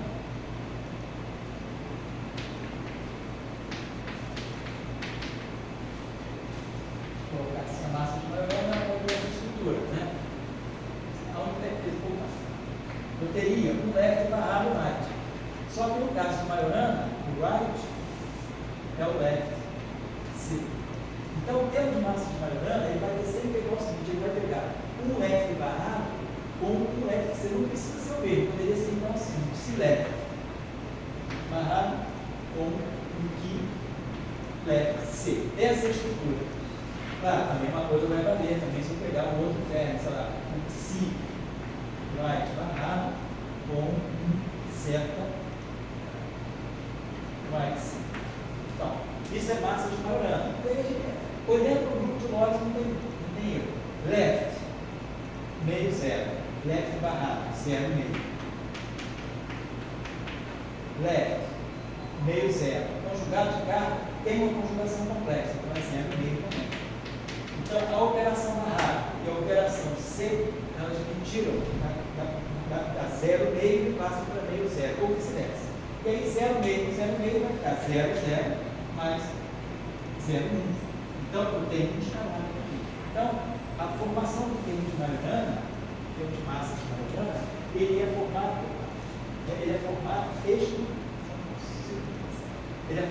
exclusivamente pelos setores. Então, se eu tiver famílias de ferro no left, eu posso, claro, aí vai ter que ver quem é o grupo de simetria, porque também vou ter que formar objetos simétricos, né? Variantes de gauge, variantes de transformações de fase, mas a partir das representações left que eu tiver. Então, por exemplo, só para ter uma ideia, né? Se eu tiver um duplete,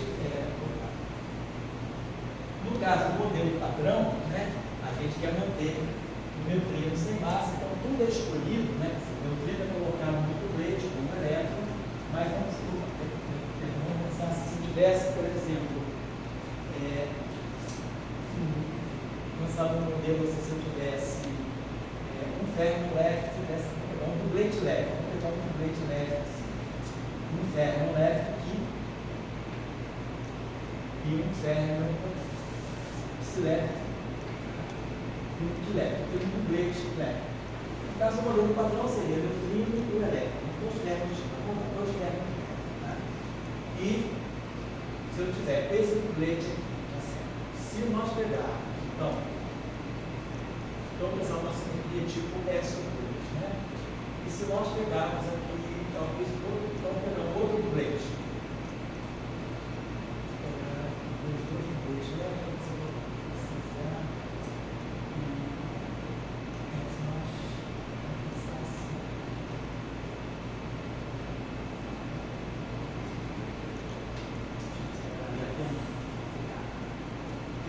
a mensagem que a gente está deixando é que o termo de massa de Majorana, ele é leve barrado com alguma coisa leve também C. Não precisa ser o mesmo termo, mas eu tenho que pegar quiralidade leve barrado com a quiralidade leve C.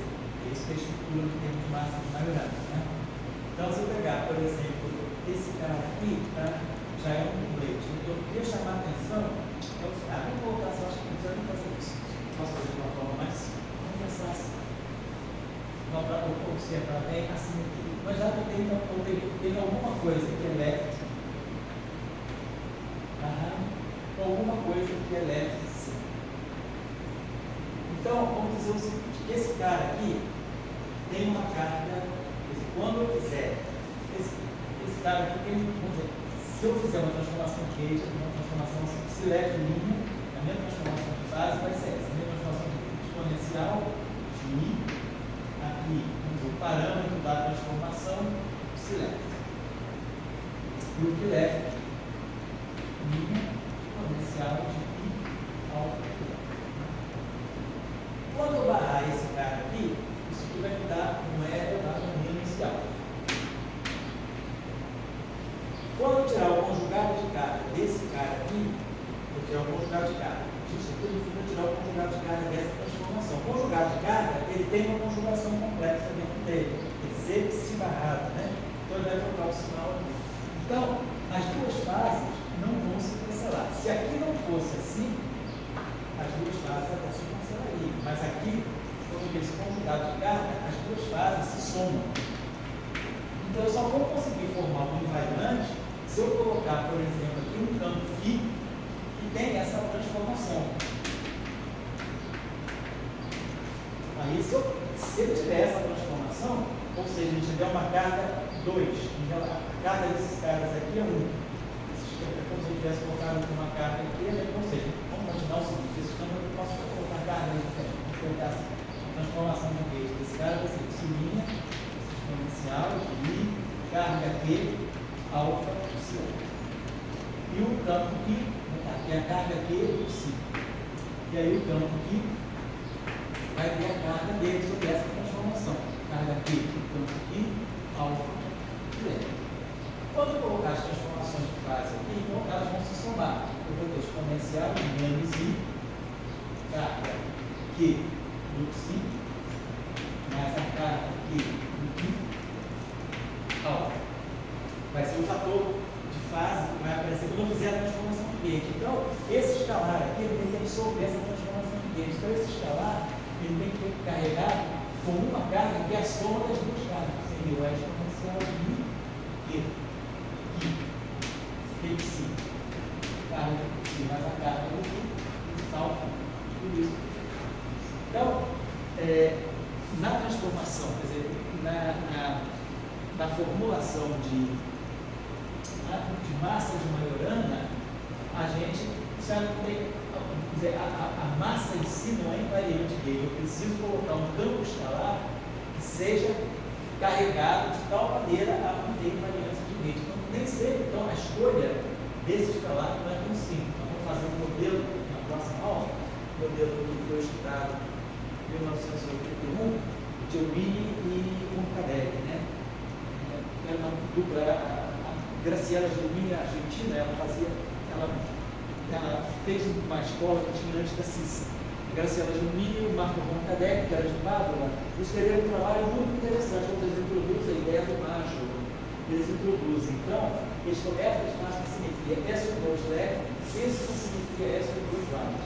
Eles introduzem um triplete de Higgs para poder dar a massa dos neutrinos macios. Eles tentam formular uma extensão do modelo padrão de neutrinos macios. E aí, para isso, eles precisam introduzir um triplete de Higgs. Por quê?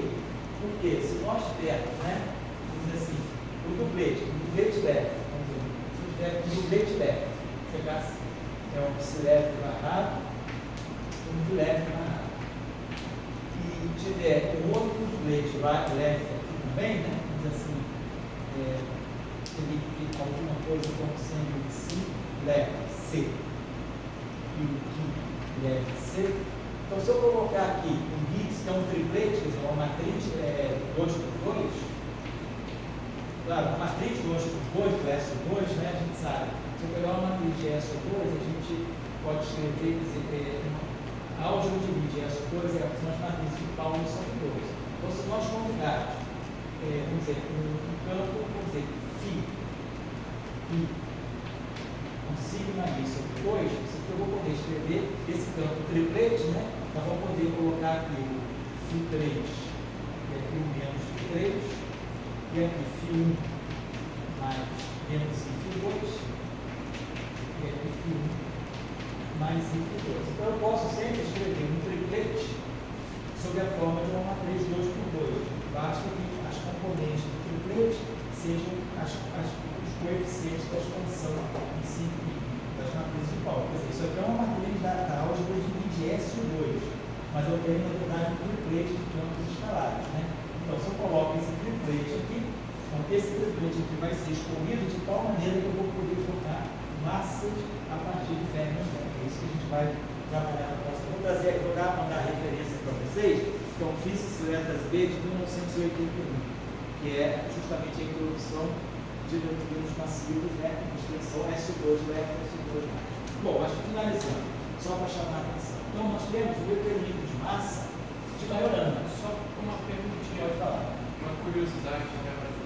A massa dos neutrinos na provação experimental foi na década de 90. Foi 98. Isso. Já existiam razões teóricas para estudar a massa de neutrino antes da... Quer dizer, razões teóricas existiam, vamos dizer assim, Bruno Montecorvo, em 1948, Bruno Montecorvo era aluno do Enrico Fermi, na escola lá de Via Panisfera, em Roma.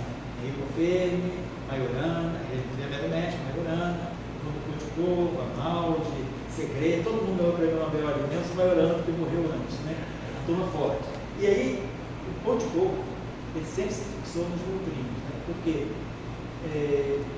quando Fermi faz a teoria, né, em 1934, 33, faz a teoria das interações fracas, ele já adota os férmions, já adota os neutrinos por causa da previsão teopotética de partículas hipotéticas de Paulo em 1930.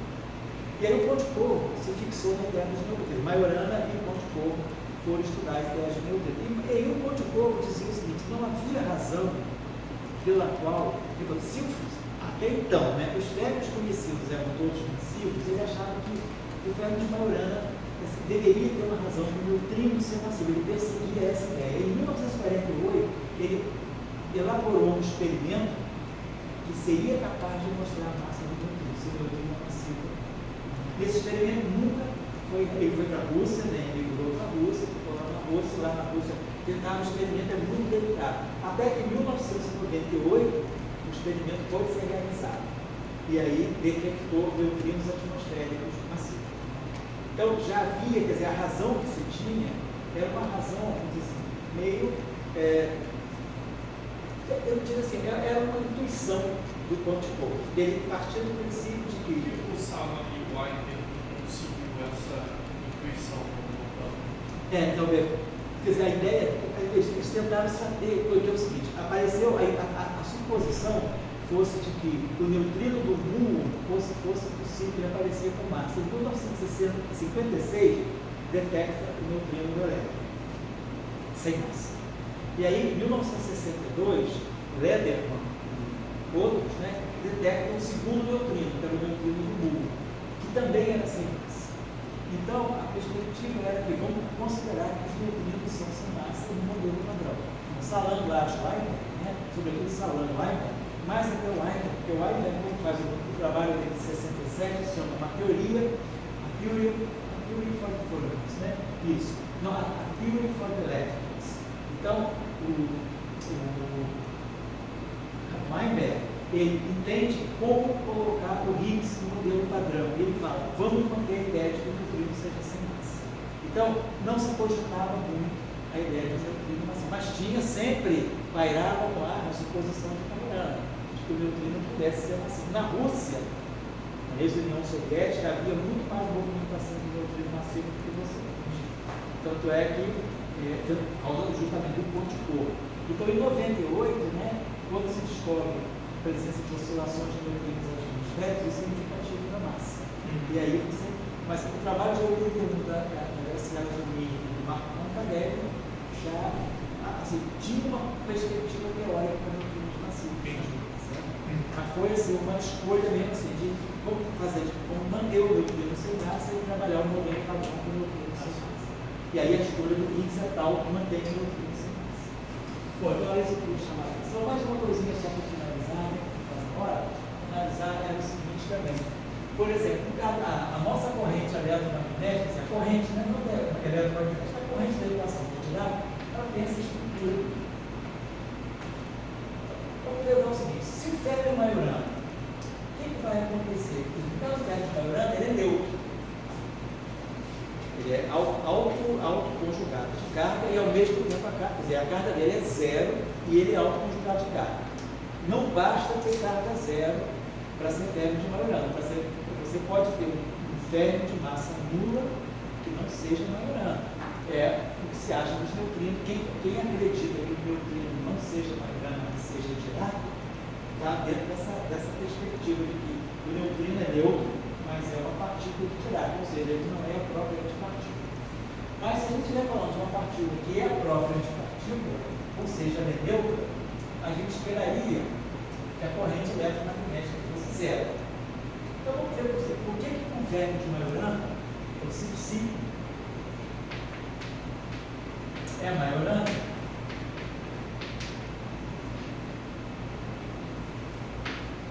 Então, essa grandeza aqui é identicamente nula.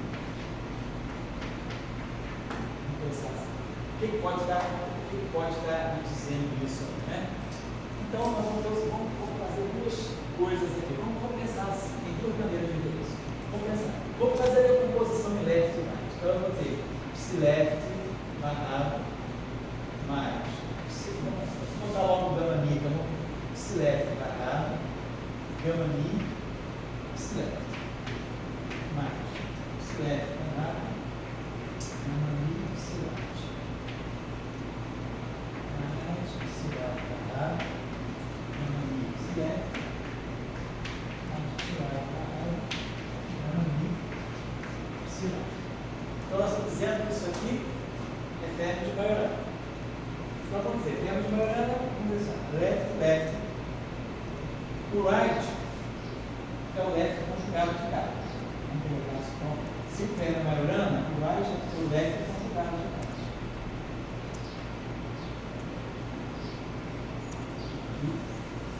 Left conjugado de carga. Aqui é o left conjugado de carga.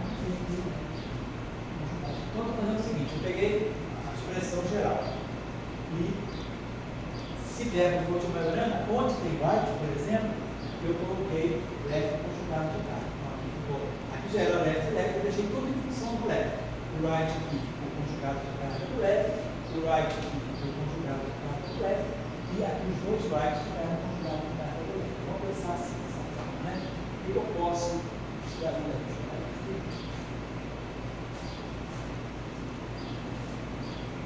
Vamos olhar esse termo aqui.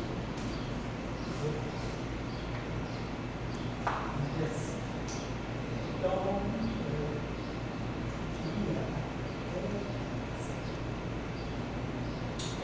acho que a gente pode ainda simplificar um pouquinho mais, pensando no seguinte: o gama mi, até mais se eu apagar isso aqui, vai precisar nem fazer isso aqui. O gama mi só acopla a mesma integralidade. Como que sai aqui? Gama mi só acopla a mesma integralidade. Então, o que sobra daqui é psi left barrado, gama mi, psi left, mais psi right barrado, gama mi, psi right. Então, estou pegando a corrente, né? Sabendo que o gama mi só acopla integralidades idênticas, então, left com left, right com right. Porque left com right, right com left já dava certo. Vamos ver aqui agora o que pode. Então, nós vamos relacionar agora o psi right, agora sim, vou entrar com isso aqui é geral. Agora eu vou entrar com o Majorana. Majorana, o left, right, é o left conjugado de carga. Right é o left conjugado de carga. Vamos ver qual é a relação entre esse termo e esse termo. Esse termo aqui é uma réplica desse dos conjugados de carga. Vamos usar a definição de conjugados de carga. Quem é o psi left conjugado de carga? A gente sempre sabe, conjugado de carga eu posso sempre escrever como sendo menos gama zero C psi está. Só lembrar, custo de qualquer conjugado de carga, essas casas pode ser escrito dessa forma, menos gama zero C psi está. Isso vale sempre para a conjugação de carga. Então, o psi left conjugado de carga, vamos botar psi left, que é o que está aqui, conjugado de carga, vai ser menos gama zero C psi left está. Mas agora, o que eu tenho aqui é o psi left conjugado de carga barrado. Então, psi left conjugado de carga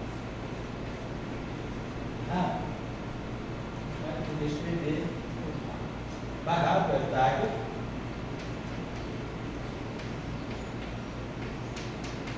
Gama zero. Sempre que eu barrar, então vamos começar bem. Precisamos disso aqui.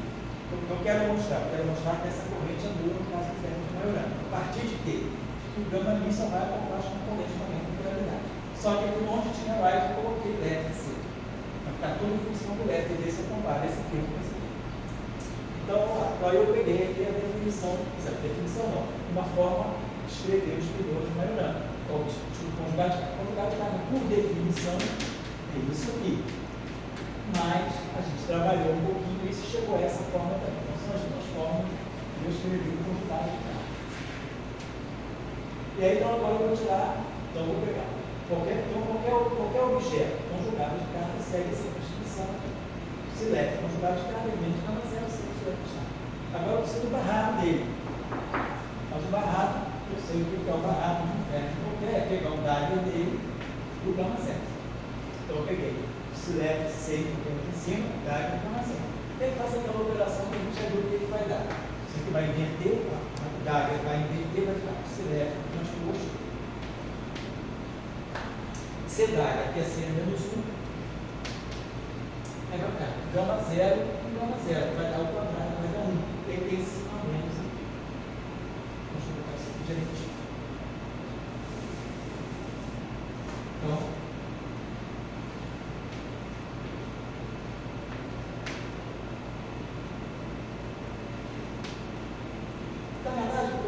uma coisa que a gente escreveu no início da aula aqui, que a gente sempre mostrou que sempre que eu quiser pegar o psi barrado, isso aqui é geral para qualquer ferro. Isso aqui é sempre o psi transposto menos, né?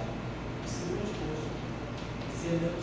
Pode sempre escrever o barrado do conjugado de carga dessa forma também. Pode estar obtendo isso, né? Só que tem que ser um psi ou um psi left, mas não importa. Qualquer ferro que tiver sobre o barrado e o conjugado de carga, isso.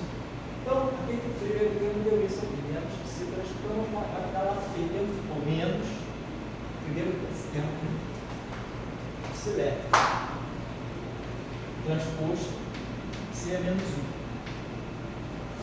Aí aqui nós temos o gama mi, e aí aquele psi left, C vai ser, psi left, C vai ser menos, gama zero, assim. Você vai valer a pena a colocação, eu vou deixar. Talvez eu possa fazer o seguinte: eu vou assim. Se eu não comparar com aquele lá, eu vou fazer o seguinte: vou mandar aqui. Aqui eu vou usar aqui o psi left, C é C, psi left barrado, transposto. Então, aqui eu não vou usar essa expressão, aqui eu não vou usar essa expressão, vou usar essa. Então, nesse primeiro psi left, C, eu usei essa forma aqui, deu isso aqui. E aí aqui eu vou botar a matriz gama mi, então é isso aqui. Esse aqui é o meu psi left C barrado. Psi left C barrado. Gama mi. E psi left C? Psi left C eu vou usar aqui, então é isso aqui. Psi left barrado. Transposto. Agora vamos lembrar o seguinte, ó. C, gama mi transposto. C é menos 1, é menos gama mi. Então, tá, C é menos 1, gama mi, C é menos gama mi transposto.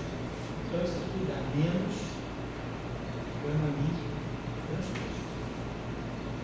Que é o inverso disso aqui. Boto C menos 1 aqui, boto C aqui, vai ficar C menos 1, gama mi, C é menos gama mi transposto. Então, esse termo aqui está dando para nós, menos que menos vai ficar mais, vai ficar psi left transposto, gama mi transposto, psi left barrado transposto. Ó, está muito parecido com esse cara aqui, só que está tudo transposto. Eu estou vendo lá, psi left transposto, gama mi transposto, psi left barrado transposto. Está muito parecido. Então eu posso pensar o seguinte, isso aqui deveria ser psi barrado, gama mi, psi left barrado, gama mi, psi left tudo transposto. Quer dizer, transposto vezes transposto vezes transposto é o transposto do produto na hora inversa. Se eu transpuser isso aqui, vai ficar psi left barrado, psi left transposto, gama mi transposto, psi left barrado transposto. Mas isso aqui é um número. No espaço escritorial, isso aqui é um vetor linha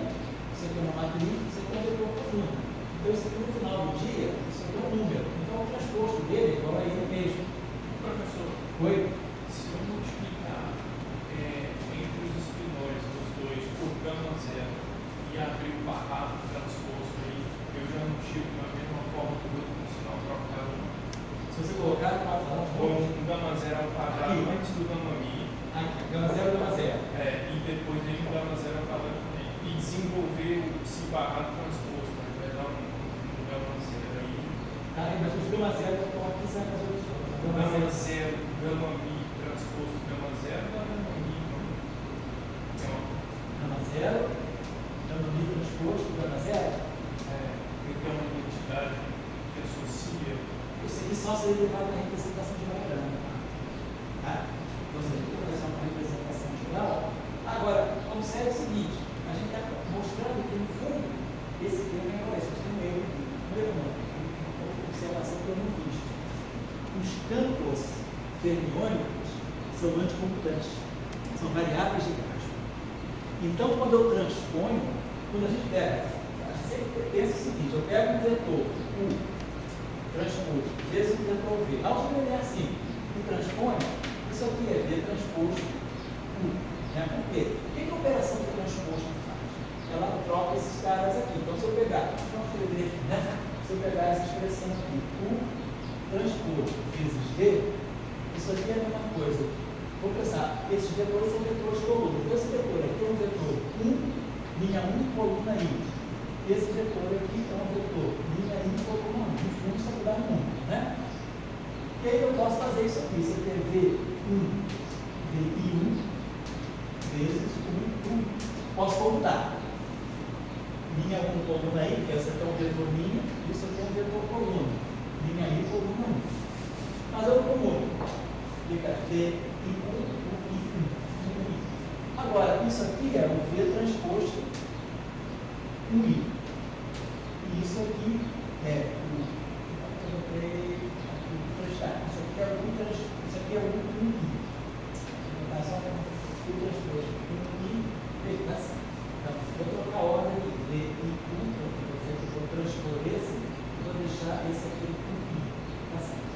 Então, isso aqui é a mesma coisa que o transposto I. Vou colocar assim. Tá certo? Então, no final de tudo, isso aqui é a mesma coisa que V, UI, vai ver transposto,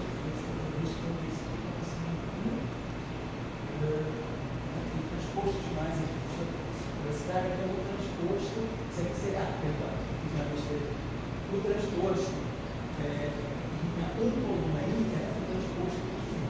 Só para acertar, eu quero fazer uma convenção para a álgebra linear aqui. Então, assim, eu estou pegando essa combinação aqui, o transposto V. O transposto V é um número, tá? É um vetor linha e um vetor coluna. Então, isso aqui é a mesma coisa. Eu posso escrever isso aqui como sendo V transposto, U transposto. Simples assim, né? O transpuser, isso aqui vai ficar o transposto vezes V, porque V transposto é o próprio V. Então, estou pegando essa relação muito assim. Mas quando eu passo daqui para cá, eu fiz uma troca de ordem. Eu troquei o V na frente do U, onde eu comutei o V com o U. Isso é válido se esses dois números forem importantes. Agora, se esses dois números não forem importantes, o que eu tenho aqui é o transposto linha 1, coluna I, vezes V, linha I, coluna I. Então, isso aqui é a mesma coisa que o I1 vezes V, I1. Eu posso aí, se eu commuto esses dois, então, eu vou recapitular um pouquinho. Se eu commuto esses dois, eu posso botar aqui V, I1 e aqui o I1.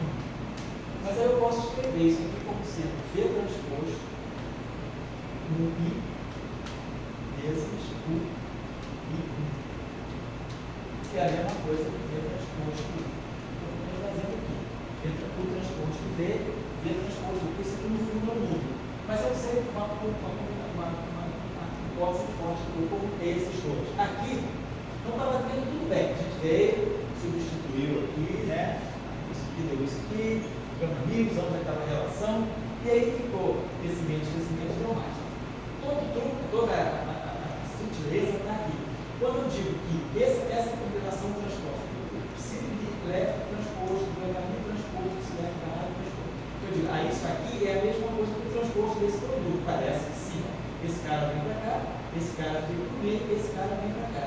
Só que ao transpor, eu saí daqui para cá, eu troquei a ordem, passei esse para frente, passei esse para trás. Ou seja, eu computei esses dois termos.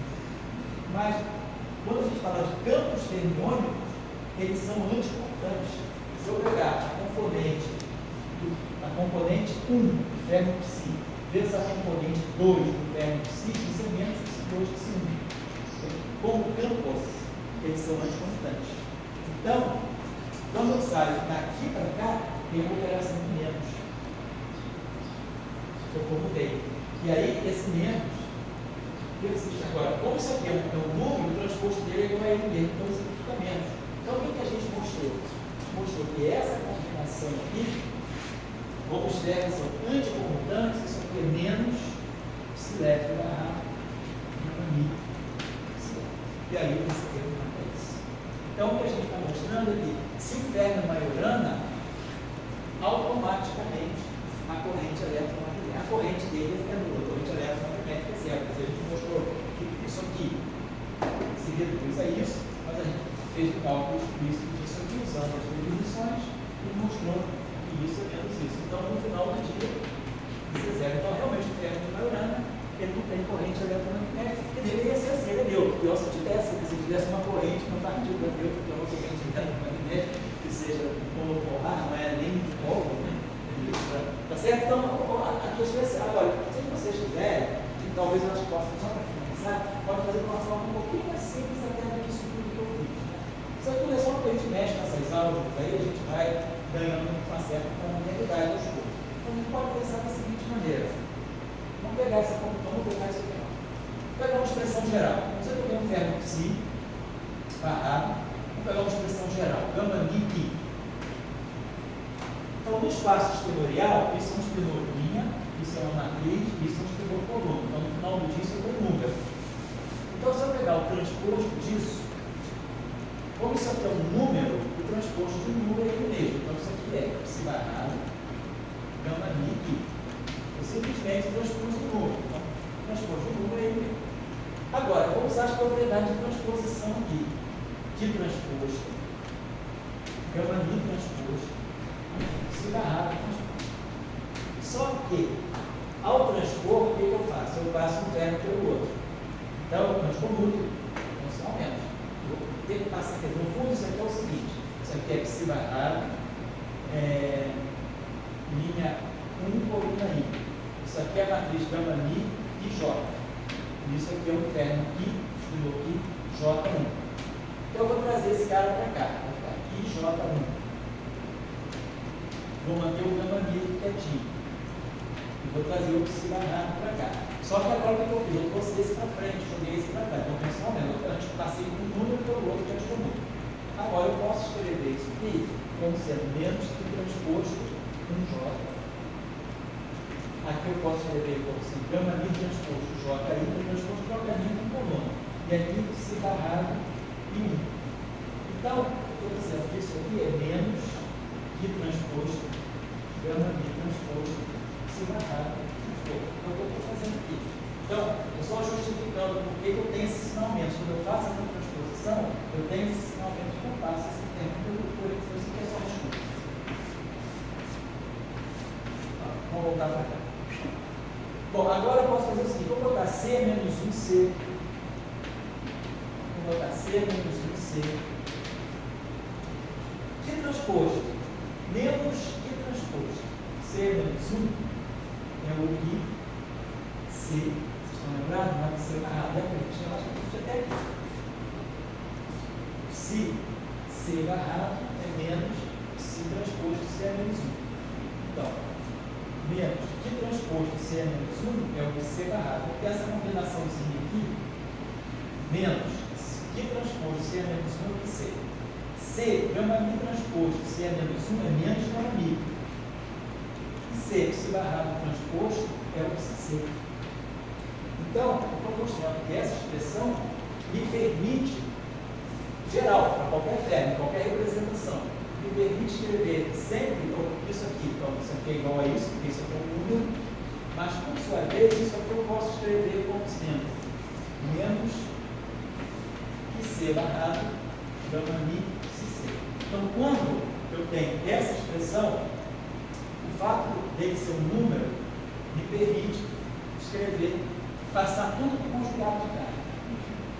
Agora, se o término for o mesmo, quer dizer, essa relação aqui é geral. Psi barrado gama mi qui, psi barrado gama mi qui é sempre igual a menos que C barrado gama mi psi C. Isso é geral, para qualquer verbo, qualquer representação. A gente só fez a passagemzinha assim, intermediária.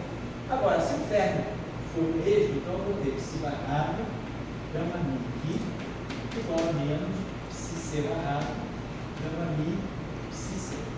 Isso está me dizendo o quê? Isso está me dizendo que o conjugado de carga dessa corrente é a corrente com sinal trocado, ou seja, o conjugado de carga realmente troca a carga. Perfeito. Fisicamente está tudo em cima. Só que agora, se o término for maiorana, se C, psi, se C, psi, aí você mostra que esse carro, né? Estou mostrando que esse carro, como se for botar o mesmo término. Se o término for o mesmo, né? Então, se aqui for psi e aqui for psi, e o término for maiorana, psi, C, psi, aí vai ficar psi barrado gama mi psi igual a menos psi barrado gama mi psi, como você quiser.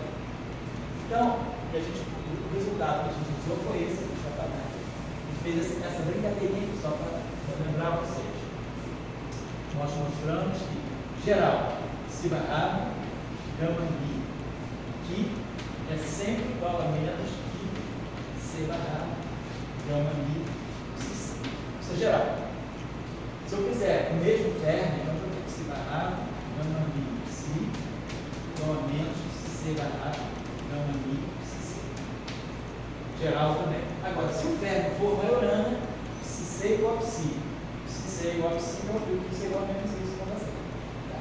Então, a gente às vezes pode precisar dessas coisas na hora de fazer, sobretudo, as correntes neutras, as correntes fracas interagindo no modelo padrão, a gente precisa desse tipo de manipulação. Só para finalizar, olha, eu vou pegar essa grandeza aqui, geral, psi barrado aqui.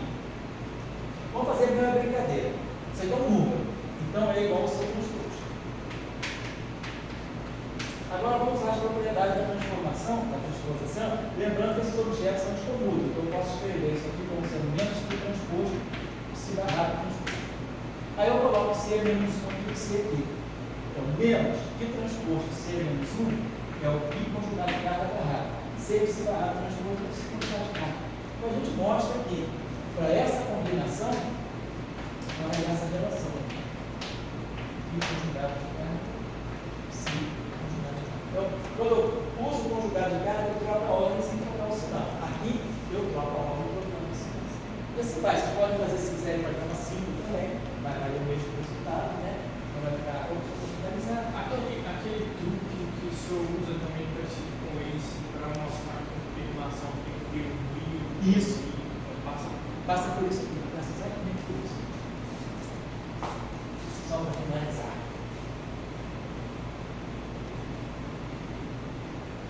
Se eu pegar essa combinação, psi barrado, gama 5, psi. Então, isso aqui é um número. No espaço fermiônico, isso aqui é escrever isso aqui é um número. Então, isso é igual ao seu transposto. Psi barrado, gama 5, e transposto. Isso aqui é um número e não dá. Agora, eu vou usar a propriedade da transformação e a anticomutação. Menos que transposto, gama 5 transposto, psi barrado, transposto.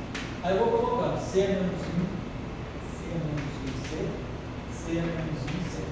Menos que transposto C menos 1 é o I, C barrado. C gama 5 transposto C menos 1 é o gama 5. Isso aqui é o C, C. Então, essa corrente aqui, C barrado, esse seu escalar aqui, ele também não troca de sinal. Vai ficar C barrado, gama 5. E aí eu posso fazer, já por gama mi a gente já fez, a gente pode fazer a mesma coisa por gama mi, então assim, pegar a corrente espiral.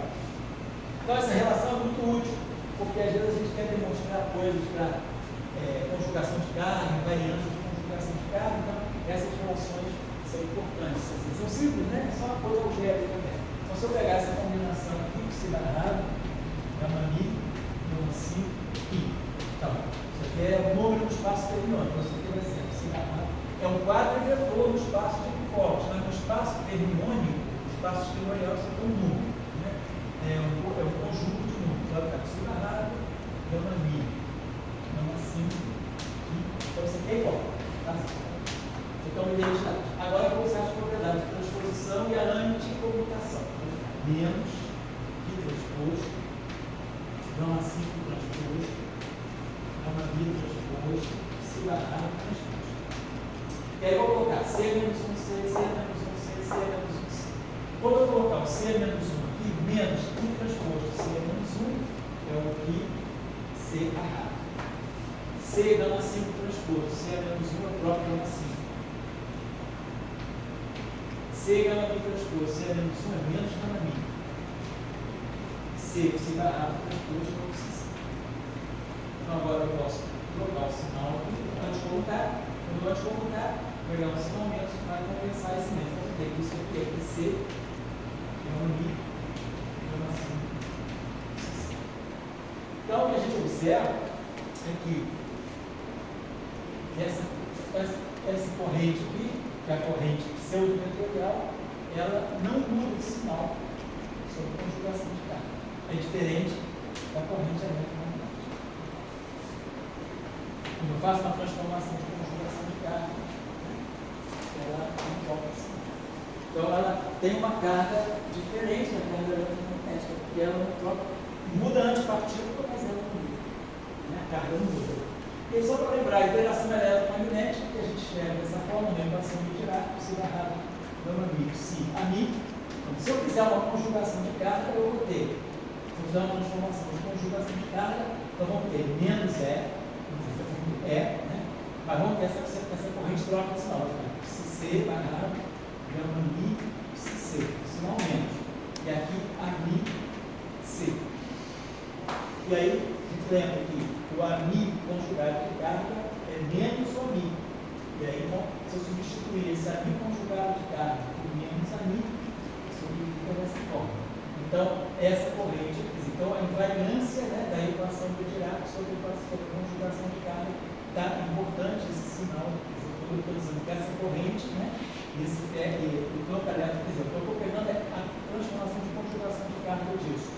Então, quando transforma a corrente, ela pega o sinal menos, pega o campo daqui também, pega o sinal conjugado de carga desse cara, tem menos ali, e aí a gente fica com a invariância de conjugação de carga da equação de Dirac. Então, às vezes eu queria chamar a atenção, eu acho que nós temos todas as propriedades que a gente precisa para manipular. Então, na próxima reunião, que vai ser a quarta, acho que com 5 a gente termina.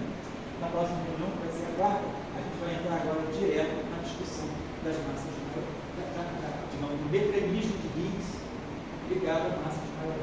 Como gerar massa do neutrino leve usando o mecanismo de Higgs e aí mudando, então você tem que sair do duplete de Higgs e do triplete de Higgs. Então, isso pressupõe a existência de um Higgs mais estendido para a gente poder primeiro mecanismo de massa e depois o mecanismo de massa. Bom, desculpa aí que a aula de hoje muito cheia de coisinhas de álgebra linear, mas assim, a gente tem que, é uma etapa que é importante, isso às vezes não está nos livros, né? A gente aprende muito isso na supersimetria, então, e às vezes nos artigos também passa por cima de muitas propriedades que são simples, mas que não ficam claras à primeira vista. Então é só isso. Tchau. Obrigado.